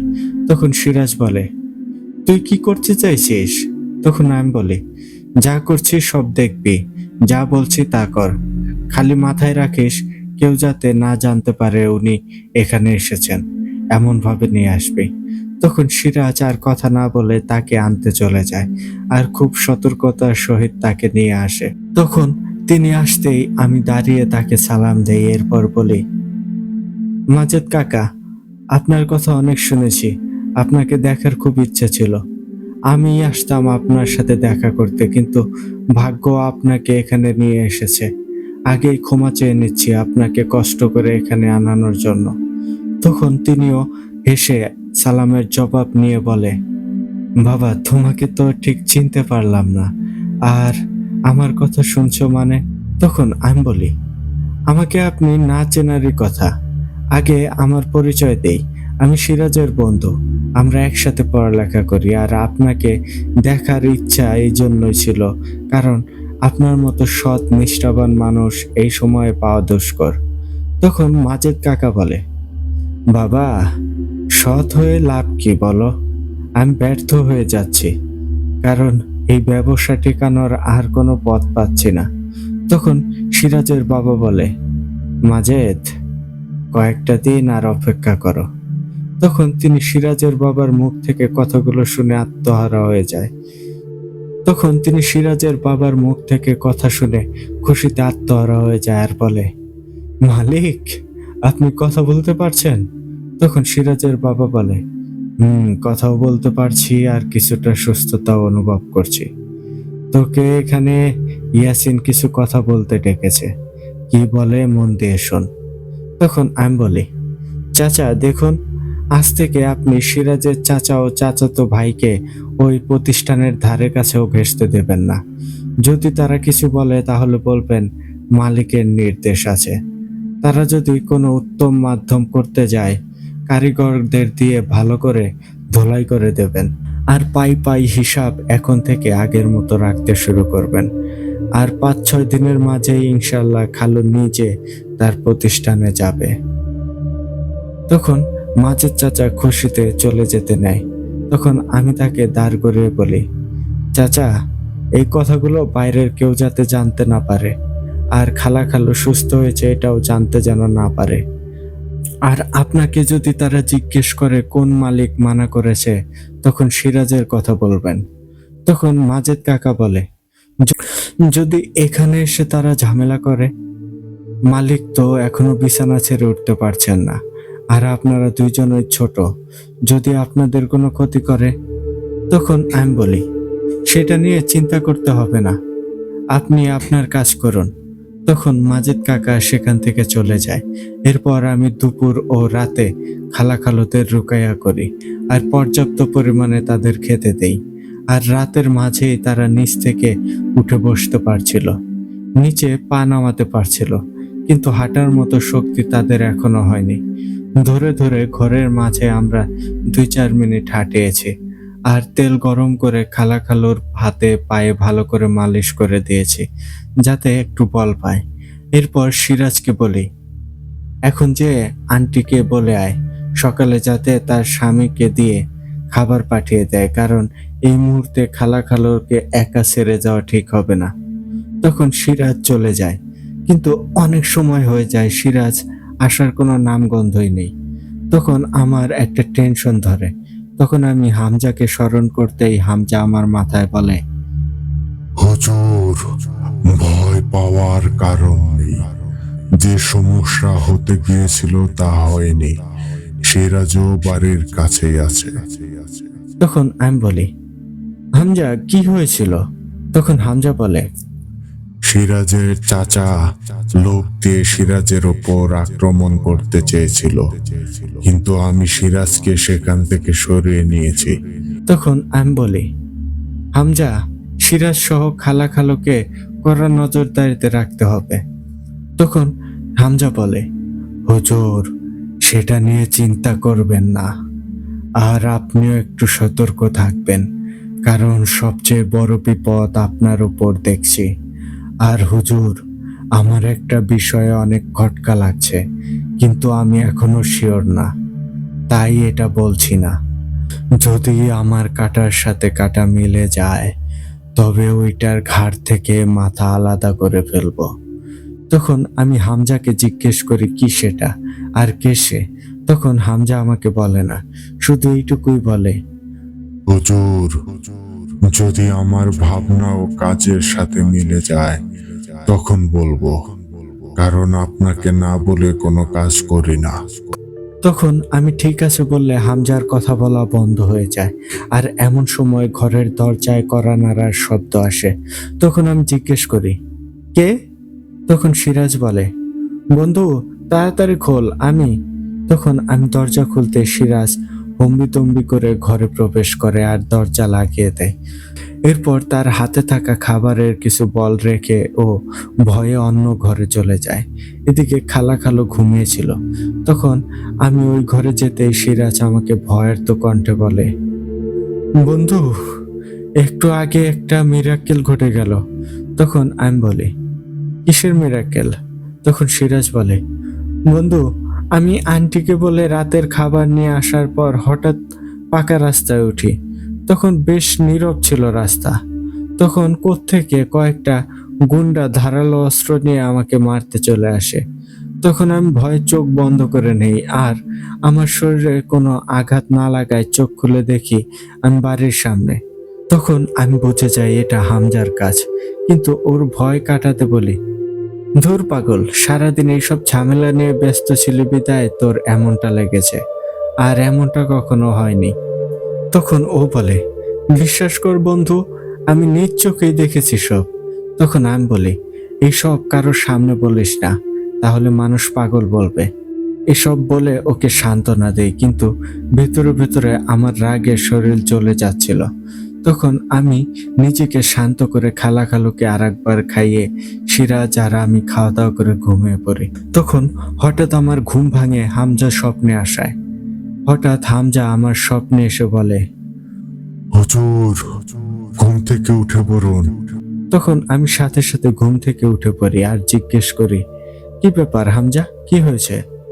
তখন হামজা বলে, হুজুর, ওই শয়তান লিটন তান্ত্রিক এবার অনেক ভয়ানক কিছু শয়তান পাঠিয়েছে, সাথে সিরাজের বাবা মাকেও মরণ বান মেরেছে।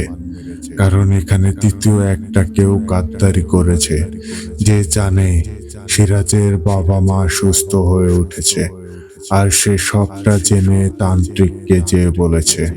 তখন আমি বলি, কে এই গাদ্দার? কারণ সিরাজের চাচা চাচি জানে না, আর ওই খালাও জানে না সিরাজের বাবা মা সুস্থ হয়ে উঠেছে। তখন আমি ভাবতে থাকি, তাহলে বাকি রইল কে? তখনই আমার মাথায় টনক নড়ে ওঠে। তখন বাকি থাকে ওই ম্যানেজার। তখনই হামজা আমার মাথায় বলে, হুজুর, ঠিক ধরতে পেরেছেন। আমারও এইটার উপর সন্দেহ ছিল, কিন্তু শতভাগ নিশ্চিত না হয়ে আপনাকে বলবো না ভেবেছিলাম, কিন্তু আপনি নিজ থেকেই ধরে ফেলেছেন। তখন আমি বলি, তবে রে বেটা, তোকে আমি জীবনের শিক্ষা দিয়ে দেব। ভালো মানুষের রূপে শয়তানি করার ফল কতটা ভয়ানক তা বুঝবি। তখন আমার মাথায় আরেকটা কথা আসে। এই মুহূর্তে সিরাজ বা খালুকে বললে তারা বিশ্বাস করতে চাইবে না, কারণ তারা এই মাজেদকে অনেক বিশ্বাস করে, আর মাজেদও তাদের সেই বিশ্বাস কামিয়েছে। কিন্তু বেটা ভেতরে কলকাঠি নাড়ছে। তখন হামজা বলে, হুজুর, ওই শয়তানগুলোকে কি করবেন? ওরা কাছাকাছি চলে এসেছে। তখন আমি বলি, চলেন এদের একটু দেখে নেই। এরপর আমি খুব ধীরে ধীরে ঘর থেকে বেরিয়ে পড়ি, আর বাইরে বেরিয়ে এই বাড়ি থেকে কিছুটা দূরে চলে আসি। আর তখনই শয়তানগুলো দূর থেকে আসতে শুরু করে। তখন আমি একটা দোয়া পরে এদিকে আসার পথটা আটকে দেই। তখন শয়তানগুলো কিছুটা এসে থেমে যায়, চাইলেও আর আসতে পারছিল না। তখন শয়তানগুলো বলে, কি ব্যাপার? আমরা আর এগোতে পারছি না কেন? তখন আমি বলি, আর এগোতে পারবি না, একটা সুযোগ দিচ্ছি।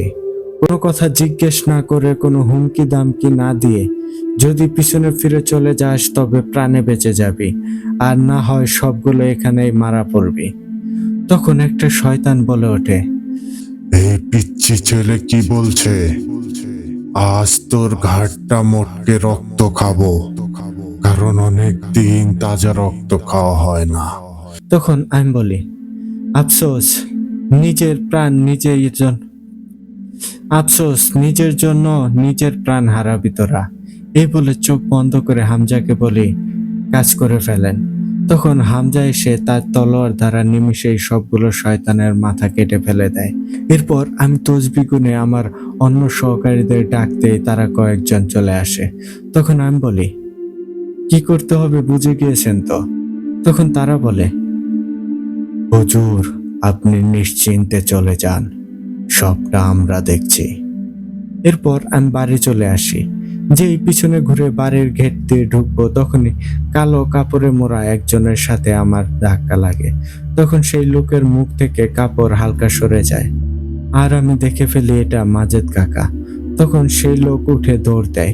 ওই সময় আমি হামজাকে বলি, হামজা, এইটাকে আটকান। তখন হামজা তাকে আটকে ফেলে, আর মাজেদ কাকা এক পাও নড়তে পারছিল না। তখন আমি তার কাছে যেয়ে বলি, কে আপনি? মুখের কাপড় সরান। আমি জানতাম এটা কে, কারণ আমি দেখে ফেলেছি, কিন্তু আমি না জানার ভান করে বলছি।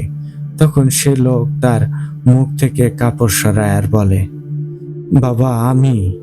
তখন আমি একদম কিছু না বোঝার ভান করে বলি, মাজেদ কাকা, আপনি এখানে?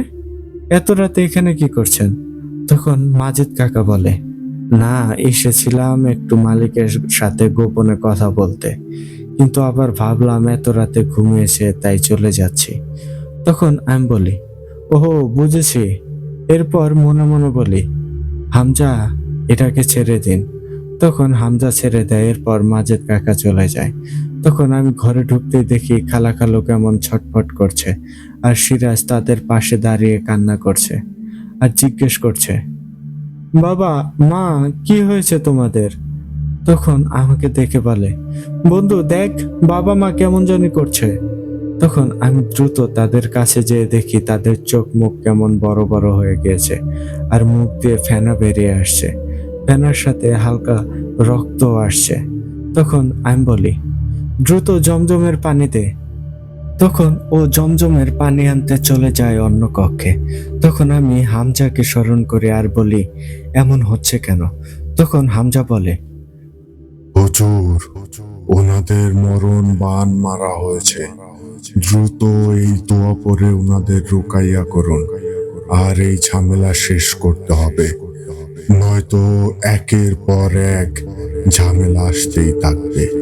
তখন আমি বলি, ঠিক আছে, এটা একটু সামাল দিয়ে নেই, এরপর বাইরে এসে কথা বলছি। তখন হামজা ঠিক আছে বলে চুপ করলে আমি তাদের রুকাইয়া করতে শুরু করি। এরপর সিরাজ জমজমের পানি নিয়ে আসলে আমি ওনাদের রুকাইয়া শেষে পানি খাইয়ে দিই। তারপর তারা দম ফিরে পায় আর কিছুটা স্বাভাবিক হয়। তখন আমি সিরাজকে বলি, তুই খালার সাথে থাক, আমি একটু বাইরে থেকে আসছি। তখন সিরাজ আমাকে জিজ্ঞেস করে, এত রাতে কোথায় যাব? তখন আমি বলি, দাঁড়া আসছি। তখন আমি বাড়ি থেকে বাইরে একটু দূরে যেয়ে একটা গাছের কাছে বসি। এরপর হামজাকে স্মরণ করি। তখন হামজা একজন স্বাভাবিক মানুষের আকৃতিতে আসে। এরপর হামজা মানুষের মতো বলতে শুরু করে, হুজুর, এই গাদ্দার নিমক হারাম ও কালপ্রিটকে শায়েস্তা করতে হবে, তা না হলে সবগুলো মিলে এই পরিবারটাকে ধ্বংস করে ফেলবে। তখন আমি বলি, এখন কি করতে চাইছেন? তখন হামজা বলে, এমন সাপ বিচ্ছু খেলা শেষ করতে চাইছি। তখন আমি বলি, আমারও এসব ভালো লাগছে না। আচ্ছা, খালুকে এখনই ভালো করার কোনো ব্যবস্থা আছে? তখন হামজা বলে, এটা একটা উপায় আছে, আর সেটা হলো আপনাকে একটা ফল দেব। এটা তাদের না চিবিয়ে গিলে ফেলতে হবে। আর এটাতে তাদের ভালো হওয়ার একটা সুবিধাও রয়েছে, কিন্তু একটা ভয়ও আছে। তখন আমি বলি, হামজা, একটু বিস্তারিত ভেঙে বলুন, তখন বুঝতে সুবিধা হবে। তখন হামজা বলে, হুজুর, এই ফল খেলে ওনারা হয়তো সম্পূর্ণ সুস্থ হয়ে যাবে, নয়তো শরীরের নিচের অংশ অবশ হয়ে যাবে। তখন আমি বলি, তাহলে এটা থাক, আর আগে ওগুলোর হিসাব করে নেই। আর এই বান কাটাতে কি করতে হবে? তখন হামজা বলে, হুজুর, এই বান কাটানো যায় না, এটা চাইলে উল্টোকরণ করে দেওয়া যায়। তখন আমি বলি, সবটা বুঝতে পেরেছি, ঠিক আছে, ওগুলোকে শায়েস্তা করার আগে আমি খালুর থেকে অনুমতি নিয়ে আসি। তখন এই বলে আমি সেখান থেকে উঠে ঘরে চলে আসি। এরপর খালুর কাছে যাই আর বিছানায় বসে তাদের দুজনের হাত ধরে বলি, খালা, খালু, আপনারা জানেন কে বা কারা আপনাদের এই অবস্থার জন্য দায়ী? তখন খালু বলে, কিছুটা বুঝতে পেরেছি বাবা। তখন আমি বলি, কি বুঝতে পেরেছেন বলেন তো? তখন সিরাজ বলে, বাবা মাকে কে করেছে এমনটা? তখন খালু বলে, বাবা, এইগুলো আমার ভাই ভাবি করেছে। তখন আমি বলি, খালু, আপনারা ঠিক ধরেছেন, কিন্তু এখানে আরো একটা কালপিট আছে। তখন তারা অবাক হয়ে যায় আর বলে, কে সে? তখন আমি বলি, খালা, খালু, এটা আর কেউ নয়, আপনাদের ম্যানেজার মাজেদ কাকা। এই লোক এতদিন ভালো হওয়ার ভান করে আপনাদের সাথে মিশে সবটা ধ্বংস করেছে। আর এই ধ্বংসের মূল কারিগর মাজেদ। সে কিছু সময় আগে এখানে এসেছিল, আর এখানে এসে আপনার ভাই ভাবির সাথে চুক্তি করে গিয়েছে। আর তারা এখন সেই তান্ত্রিকের বাড়িতে গিয়েছে, যার দ্বারা আপনার এতদিন ক্ষতি করে এসেছে। এবং তারা এখন দেখেছে আপনারা সুস্থ হয়ে উঠেছেন, তাই তারা এখন আপনাদের মরণ বান মেরেছে, সাথে আপনাদের মারতে জিন চালান করেছে। এখন আসল কথা হচ্ছে, এই মরণ বান কাটানো অসম্ভব, আর কাটাতে হলে অনেক প্রক্রিয়া রয়েছে, কিন্তু তত সময় অপেক্ষা করা যাবে না, কারণ আপনারা অসুস্থ। এখন এটাকে উল্টোকরণ করে দিতে হবে, আর করলে আপনার ভাই ভাবিরও বড় ক্ষতি হতে পারে। ধরে নিন তারা মারাও যেতে পারে। তখন সিরাজের বাবা কান্না করে বলে, বাবা, জানি না কোন উছিলায় মহান আল্লাহ পাক তোমাকে এখানে পাঠিয়েছে, কিন্তু বাবা, আমি কখনোই চাইনি আমার ভাই ভাবির ক্ষতি হোক। যদি পারো তাদের ক্ষতি না করে কিছু করা যায় তাহলে করো। তখন আমি অবাক হয়ে তাদের দিকে তাকিয়ে থাকি। এই মানুষগুলো কতটা সাপ মনের হলে এতটা লাঞ্ছনা বাঞ্ছনা সহ্য করার পরও তারা চাইছে তাদের ভাই ভাবির কিছু না হোক, কিন্তু অপরদিকে ওরা হায়রে মানুষ। তখন আমি বলি, খালা, খালো, আমি নিশ্চিতভাবে বলতে পারছি না, কিন্তু চেষ্টা করতে পারি। তখন সিরাজ বলে ওঠে, ইয়াসিন, জানি না তুই কি করছিস, আল্লাহ তোকে আমার পরিবারের জন্য ফেরেশতা স্বরূপ হিসেবে পাঠিয়েছেন।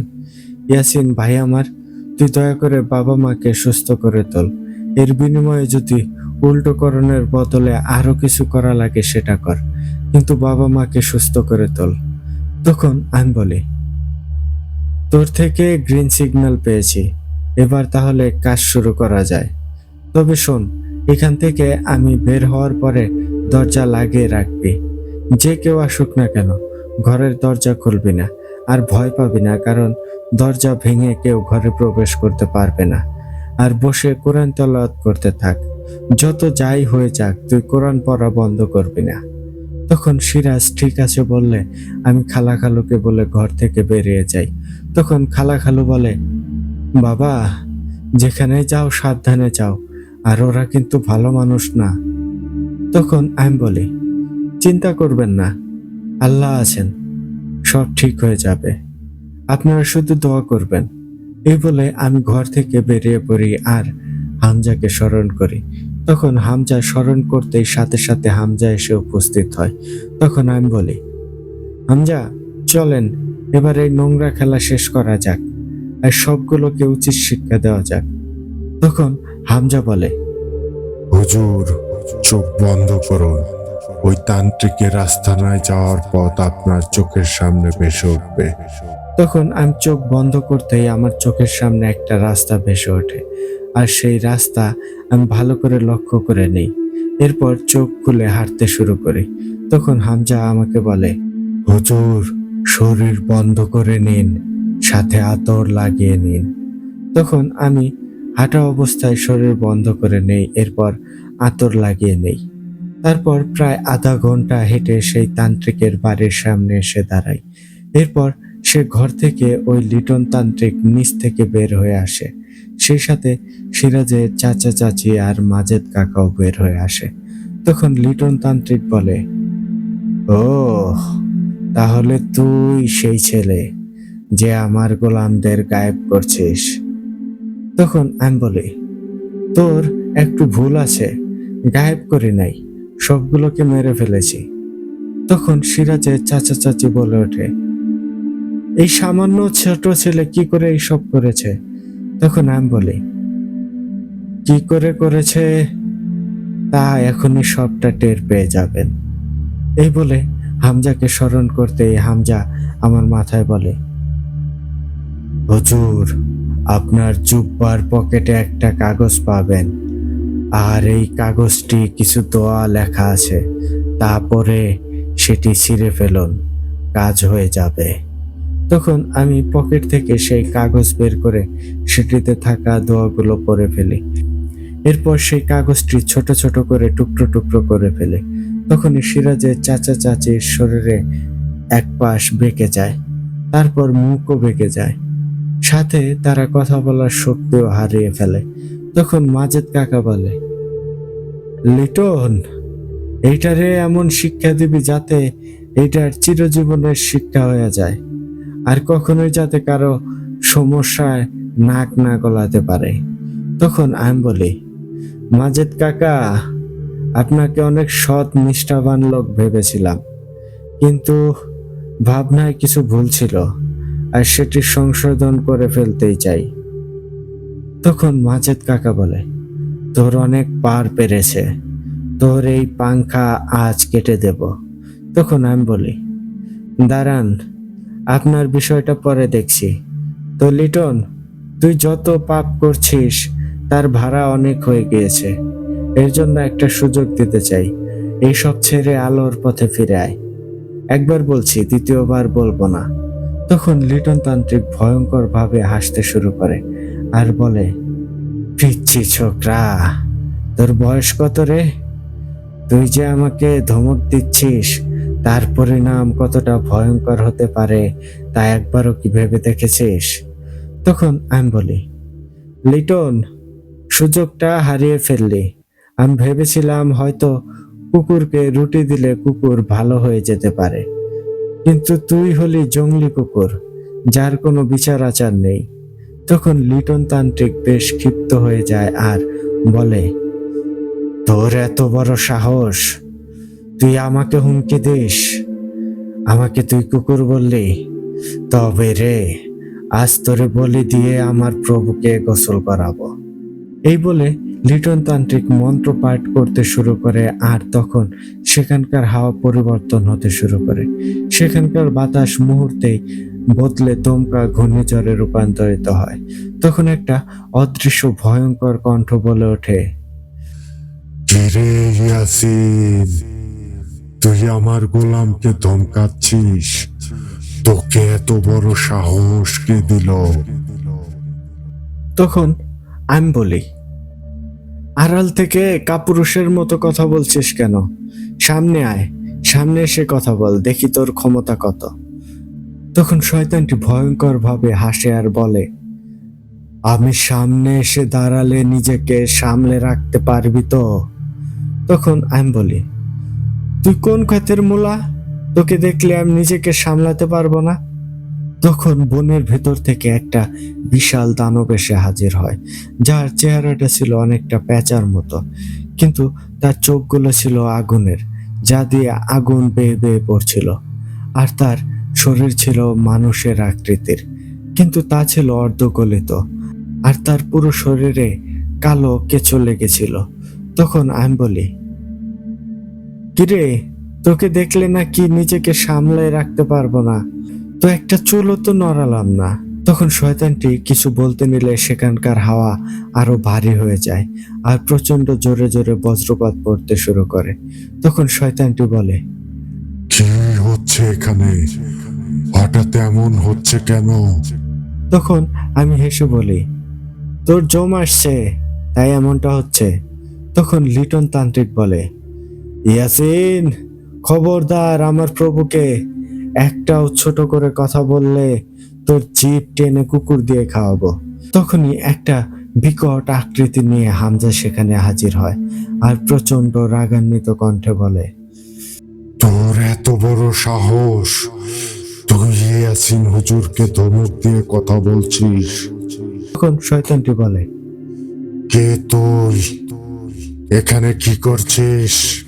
তখন হামজা বলে, আমি যেই হই না কেন, তোর জম এটা নিশ্চিত থাক। তখন শয়তানটি বলে, তোর এত বড় সাহস, তুই আমাকে ধমক দিস? জানোয়ারের বাচ্চা, আজ তোকে এখানে পুঁতে রেখে দেব। এইটা বলার সাথে সাথে হামজার শরীর থেকে আগুন বেরোতে শুরু করে।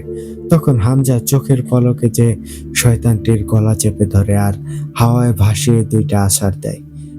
এরপর হামজা মনে করে শয়তানটি মারা গেছে, আর সে পিছনে ফিরে চলে আসতে নিলে শয়তানটি উঠে হামজার দিকে তেড়ে আসে। তখন আমি একটা দোয়া পাঠ করে সামনে ফু দিতেই শয়তানটি একটা অদৃশ্য বাড়ি খেয়ে দূরে যেয়ে পড়ে। তখন তান্ত্রিক চোখ বন্ধ করে দোয়া পড়তেই আরো কয়েকটা শয়তান সেখানে উপস্থিত হতে শুরু করে। তখন আমি হেসে বলি, লিটন, এইগুলোকে নিয়ে তুই এমন ভাব করিস?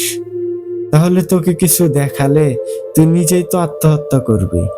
এই বলে তসবিহ গুনে যেই আমার সকল সহকারীদের ডাকতে শুরু করি, তখন একে একে সকলে এসে হাজির হতে শুরু করে। আর প্রত্যেকের আশা দেখে লিটন ও তার পূজা করার শয়তানরা কাঁপতে শুরু করে। তখন সকলে এসে পড়ার পর আমি বলি, এদের খেলা শেষ করার সময় হয়ে এসেছে। এইটা বলার সাথে সাথে সকলে দোয়া পড়তে শুরু করে। তখন সকলের হাত আকাশে তুলতেই আকাশে গর্জন করতে শুরু করে। তখন হামজা দোয়া পড়তেই একটা বিকট বজ্রপাত পড়ে, আর সকলে তাদের হাতের সমস্ত শক্তি এক করে হামজার দিকে দেয়। এরপর হামজা তার শয়তান ও সেই লিটন তান্ত্রিকের ওপর ছুঁড়ে মারে, আর তাতেই সেই শয়তান ও তান্ত্রিক সেখানে জ্বলে পুড়ে অঙ্গার হয়ে যায়। এরপর হামজা এক সহকারীর দিকে তাকাতেই সে যে মাজেদকে ধরে আরো একটা জোরে কষিয়ে আছাড় মারে, আর সেই আছাড় খাওয়ার সাথে সাথে মাজেদ সেখানে পেট ফেটে নাড়ি ভুড়ি বেরিয়ে আসে, আর সঙ্গে সঙ্গে সেখানে মাজেদ মারা যায়। হ্যাঁ, তখন হামজা সিরাজের চাচা চাচিকে দেখে আমাকে উদ্দেশ্য করে বলে, হুজুর, এগুলোকে কি করব? তখন আমি বলি, হামজা, এগুলোকে ওদের ঘরে ফেলে আসো। তখন হামজার একজন সহকারীর দিকে তাকাতে এসে সিরাজের চাচা চাচিদের নিয়ে বাড়িতে ফেলে আসে। আর তখন আমি বলি, যাক, অবশেষে এই নোংরা খেলা শেষ হলো। তখন হামজা বলে, হুজুর, বাড়ি যেয়ে সিরাজের বাবা মাকে রুকাইয়ার উপর রাখেন, আর সবগুলো সমস্যা যেহেতু সমাধান হয়ে গিয়েছে, তাহলে ওনারা দ্রুত সুস্থ হয়ে যাবে। তখন আমি বাড়ি যেয়ে দেখি খালা খালু প্রায় মোটামুটি সুস্থ।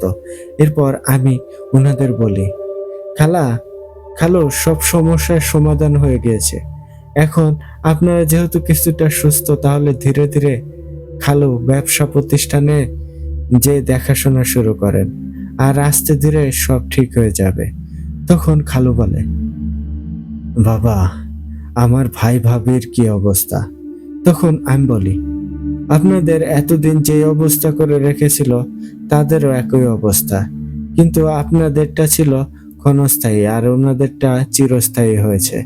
তখন সিরাজ এসে আমাকে জড়িয়ে ধরে আর বলে, বন্ধু, তুই না থাকলে হয়তো এবারের পর আর বাবা মাকে দেখতে পেতাম না, কারণ ওই রাক্ষসেরা বাবা মাকে মেরে ফেলতো, নয়তো এমন অবহেলায় তারাই মরা পড়তো।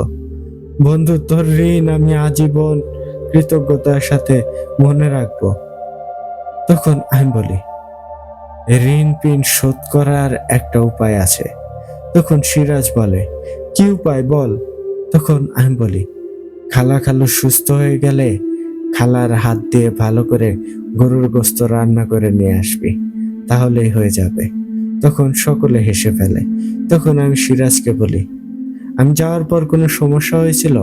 তখন সিরাজ বলে, বন্ধু, ভালো কথা, এটা বলতে ভুলে গিয়েছি।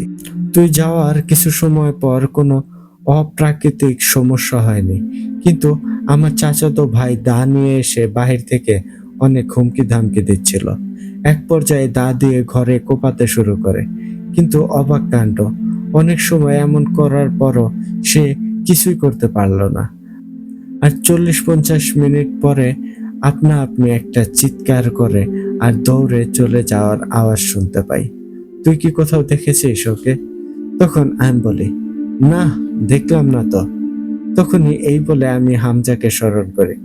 তখন হামজা আমার মাথায় বলে, হুজুর, ওই মরণ বান উল্টো করে দেওয়ার ফলে ও পাগল হয়ে গিয়েছে। ওকে আর কখনো ঠিক করা যাবে না। তখন আমি সিরাজকে উদ্দেশ্য করে বলি, খোঁজ লাগিয়ে দেখ, তোর চাচাতো ভাই পাগল হয়ে গিয়েছে। ওর বান উল্টোকরণের ফলে ও নিজেই পাগল হয়ে গিয়েছে। সেই বানও ওর উপরে প্রভাব ফেলেছে। তখন সিরাজ পরদিন লোক নিয়ে খোঁজে, কিন্তু পায় না। এদিকে আমি সেই দিন থেকে খালা খালুকে ভালো করে রুকাইয়া করি। 2 দিনের রুকাইয়া দফায় দফায় একদিনে শেষ করি। আর প্রত্যেক দফা রুকাইয়া শেষ করতেই খালা খালু অস্বাভাবিকভাবে সুস্থ হয়ে উঠতে শুরু করে। এতটাই তাড়াতাড়ি সুস্থ হতে পারে রুকাইয়ার ফলে, সেটা ওই দিন আমি নিজ চোখেই দেখেছিলাম।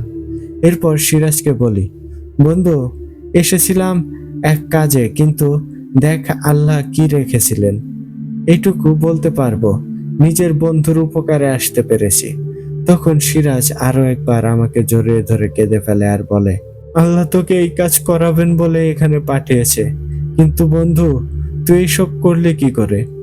তখন আমি বলি, ওসব জেনে লাভ নেই, আর তুই এমন কথায় কথায় কান্না করে ফেলিস কি করে? মেয়ে মানুষও তো এমন করে কান্না করতে পারে না। তখন সিরাজ বলে, বন্ধু, অনেক কষ্ট পেয়েছি এতদিন, আর এতদিন দুঃখের কান্না কাঁদছি, আজ সুখের কান্না করছি। তখন আমি বলি, চল, আমাকে গাড়িতে উঠিয়ে দিয়ে আয়।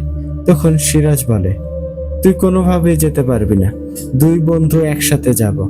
তখন আমি সিরাজকে বলি, বন্ধু, তুই তো জানিসই মায়ের সাথে দেখা করা হয় না, তার মাঝে তোর থেকে খালা খালুর এমন করুণ অবস্থা দেখে ওনাদের দেখতে চলে আসি, কিন্তু আল্লাহ পাকের অশেষ দয়ায় খালা খালু সুস্থ হয়ে উঠেছেন। এখন তুই থাক, আমি একটু মায়ের কোলে মাথা রেখে একবেলা খেতে চাই, আর এখন আর বাধা দিস না। তখন সিরাজ বলে, মায়ের কথা বলে ফেললি, তাই আর মানা করতে পারলাম না, তাহলে কখন যাবি? তখন আমি বলি, এখনই যাব। তখন সিরাজ সকালে যেতে বলে, কিন্তু আমি জোর করাতে সিরাজ আর মানা করেনি। তখন আমি খালা খালুকে বলে সেই রাতেই বিদায় নিয়ে চলে আসি। এরপর বাড়িতে এসে কিছুদিন পরিবারের সাথে সময় দেই। এরপর মাদ্রাসায় ফিরে আসি। সিরাজও মাদ্রাসায় ফিরে আসে। তখন সিরাজকে জিজ্ঞেস করেছিলাম ওর চাচাতো ভাইকে খুঁজে পেয়েছে কিনা। তখন সিরাজ বলে, তাদের বাজারের 2 বাজার পরে নাকি খুঁজে পাওয়া গিয়েছিল। এরপর থেকে বাড়িতে আটকা রাখা হয়েছে, আর ওর চাচা চাচিকে দেখার জন্য 2জন মানুষ রেখেছে। তারা এসে খাইয়ে দেয় আর মলমূত্র পরিষ্কার করে দিয়ে যায়। তখন আমি বলি, ভালো করেছিস, তারা খারাপ হলেও তোরা তো আর খারাপ হতে পারবি না। এরপর স্বাভাবিকভাবে আমাদের দিনকাল চলতে শুরু করে। তো প্রিয় দর্শক শ্রোতা, এই ছিল আজকের ইয়াসিন হুজুরের ভয়ঙ্কর সুন্দর একটা ঘটনা। আজকের ঘটনাটি কেমন লেগেছে অবশ্যই কমেন্ট করে জানাবেন। প্রিয় দর্শক শ্রোতা, আজকের ঘটনা থেকে আমরা 2টা শিক্ষা নিতে পারি। প্রথমত, লোভ কখনোই করতে নেই। পরধনলোভী হলে জীবনে একটা না একটা সময় তার মাসুল দিতে হবে, যেমনটা সিরাজের চাচা চাচি চাচাতো ভাইকে দিতে হয়েছে। দ্বিতীয়ত, আমাদের সমাজে মাজেদ কাকার মতো কিছু ভালো মানুষ রূপী শয়তান রয়েছে, যারা আমাদের সাথে খুব ভালো করে মেশে আর একটা সময় আমাদের জীবনের সবচেয়ে বড় ক্ষতি করে রেখে যায়, যা আমরা কখনোই তা সমাধান করতে পারি না। তাই আমাদের উচিত খুব বুঝে শুনে এমন মানুষের সাথে মেশা, যারা আর যাই করুক কখনো পিছনে দিয়ে ছুরি ঢোকাবে না। তো দর্শক শ্রোতা, আজকের ঘটনাটি ভালো লেগে থাকলে অবশ্যই একটি লাইক করবেন, একটি কমেন্ট করবেন, শেয়ার করে দেশ বিদেশের সকলের মাঝে ছড়িয়ে দেবেন আপনাদের প্রাণের ভোতারটাকে। তো আমি আরিফের পক্ষ থেকে ছিল এই 3টি অসাধারণ ঘটনা, যা আপনারা একে একে শুনতে পেয়েছেন। যারা যারা এখনো এর আগের প্রচার হওয়া কাবারিশ 2.0 ও দায়ানজিনের ঘটনা শোনেননি, তারা দ্রুত শুনে ফেলুন।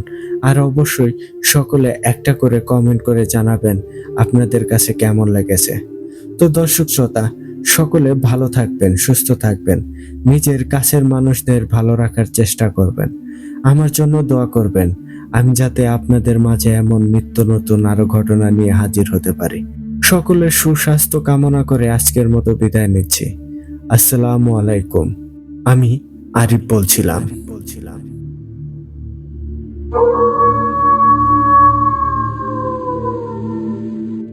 ওয়ালাইকুম আসসালাম আরিফ ভাই। ধন্যবাদ আরিফ ভাই। সত্যি বলতে আপনাকে ধন্যবাদ জানানোর ভাষা আমার নেই, কেননা 5000 স্পেশালে আপনার 3টা ভয়ঙ্কর ঘটনা। প্রথমে শুনতে পেলাম কাবারিশ জিনের ঘটনা, তারপর শুনলাম ডায়ান জিনের ঘটনা, আর আজকে ইয়াসিন হুজুরের ঘটনা। সত্যিই ভাই অসাধারণ ছিল এবারের স্পেশাল এপিসোডগুলো। এক কথায় দুর্দান্ত ছিল, দুর্দান্ত। ধন্যবাদ আরিফ ভাই এত সুন্দর সুন্দর ঘটনা আমাদের সাথে শেয়ার করার জন্য। আশা করি এইভাবেই সবসময় আমাদের পাশে থাকবেন আর নিত্য নতুন ভয়ঙ্কর সব ঘটনা আমাদেরকে উপহার দেবেন। তো প্রিয় লিসেনার, আপনারা কিন্তু অবশ্যই কমেন্ট করে জানাবেন আরিফ ভাইয়ের আজকের ইয়াসিন হুজুরের এই ঘটনাটি আপনাদের কাছে কেমন লেগেছে। তো এই ছিল আজকের আয়োজন। চলে যাওয়ার আগে ওয়ান্স এগেইন ধন্যবাদ জানাচ্ছি আরিফ ভাই আপনাকে, সেই সাথে ধন্যবাদ জানাতে চাই আমাদের সকল লিসেনারকে যারা এতক্ষণ আমাদের ঘটনাগুলো শুনলেন। আবারও আপনাদেরকে বলতে চাই, আপনারা যারা এখনো আমাদের চ্যানেলটিকে সাবস্ক্রাইব করেননি, দ্রুত সাবস্ক্রাইব করে ফেলুন। এর ফলে কিন্তু আমাদের পরবর্তী সকল আপডেট আপনাদের কাছে পৌঁছে যাবে। তাহলে আমি ইমরান আইস খান আজকের মতো এখানেই বিদায় নিচ্ছি। কথা হচ্ছে আগামী এপিসোডে নতুন আর দুর্দান্ত ভয়ানক কোনো ঘটনা নেই। টিল দেন সবাই ভালো থাকুন, সুস্থ থাকুন, আর হ্যাঁ, ভূত আড্ডার সাথেই থাকুন। আসসালামু আলাইকুম।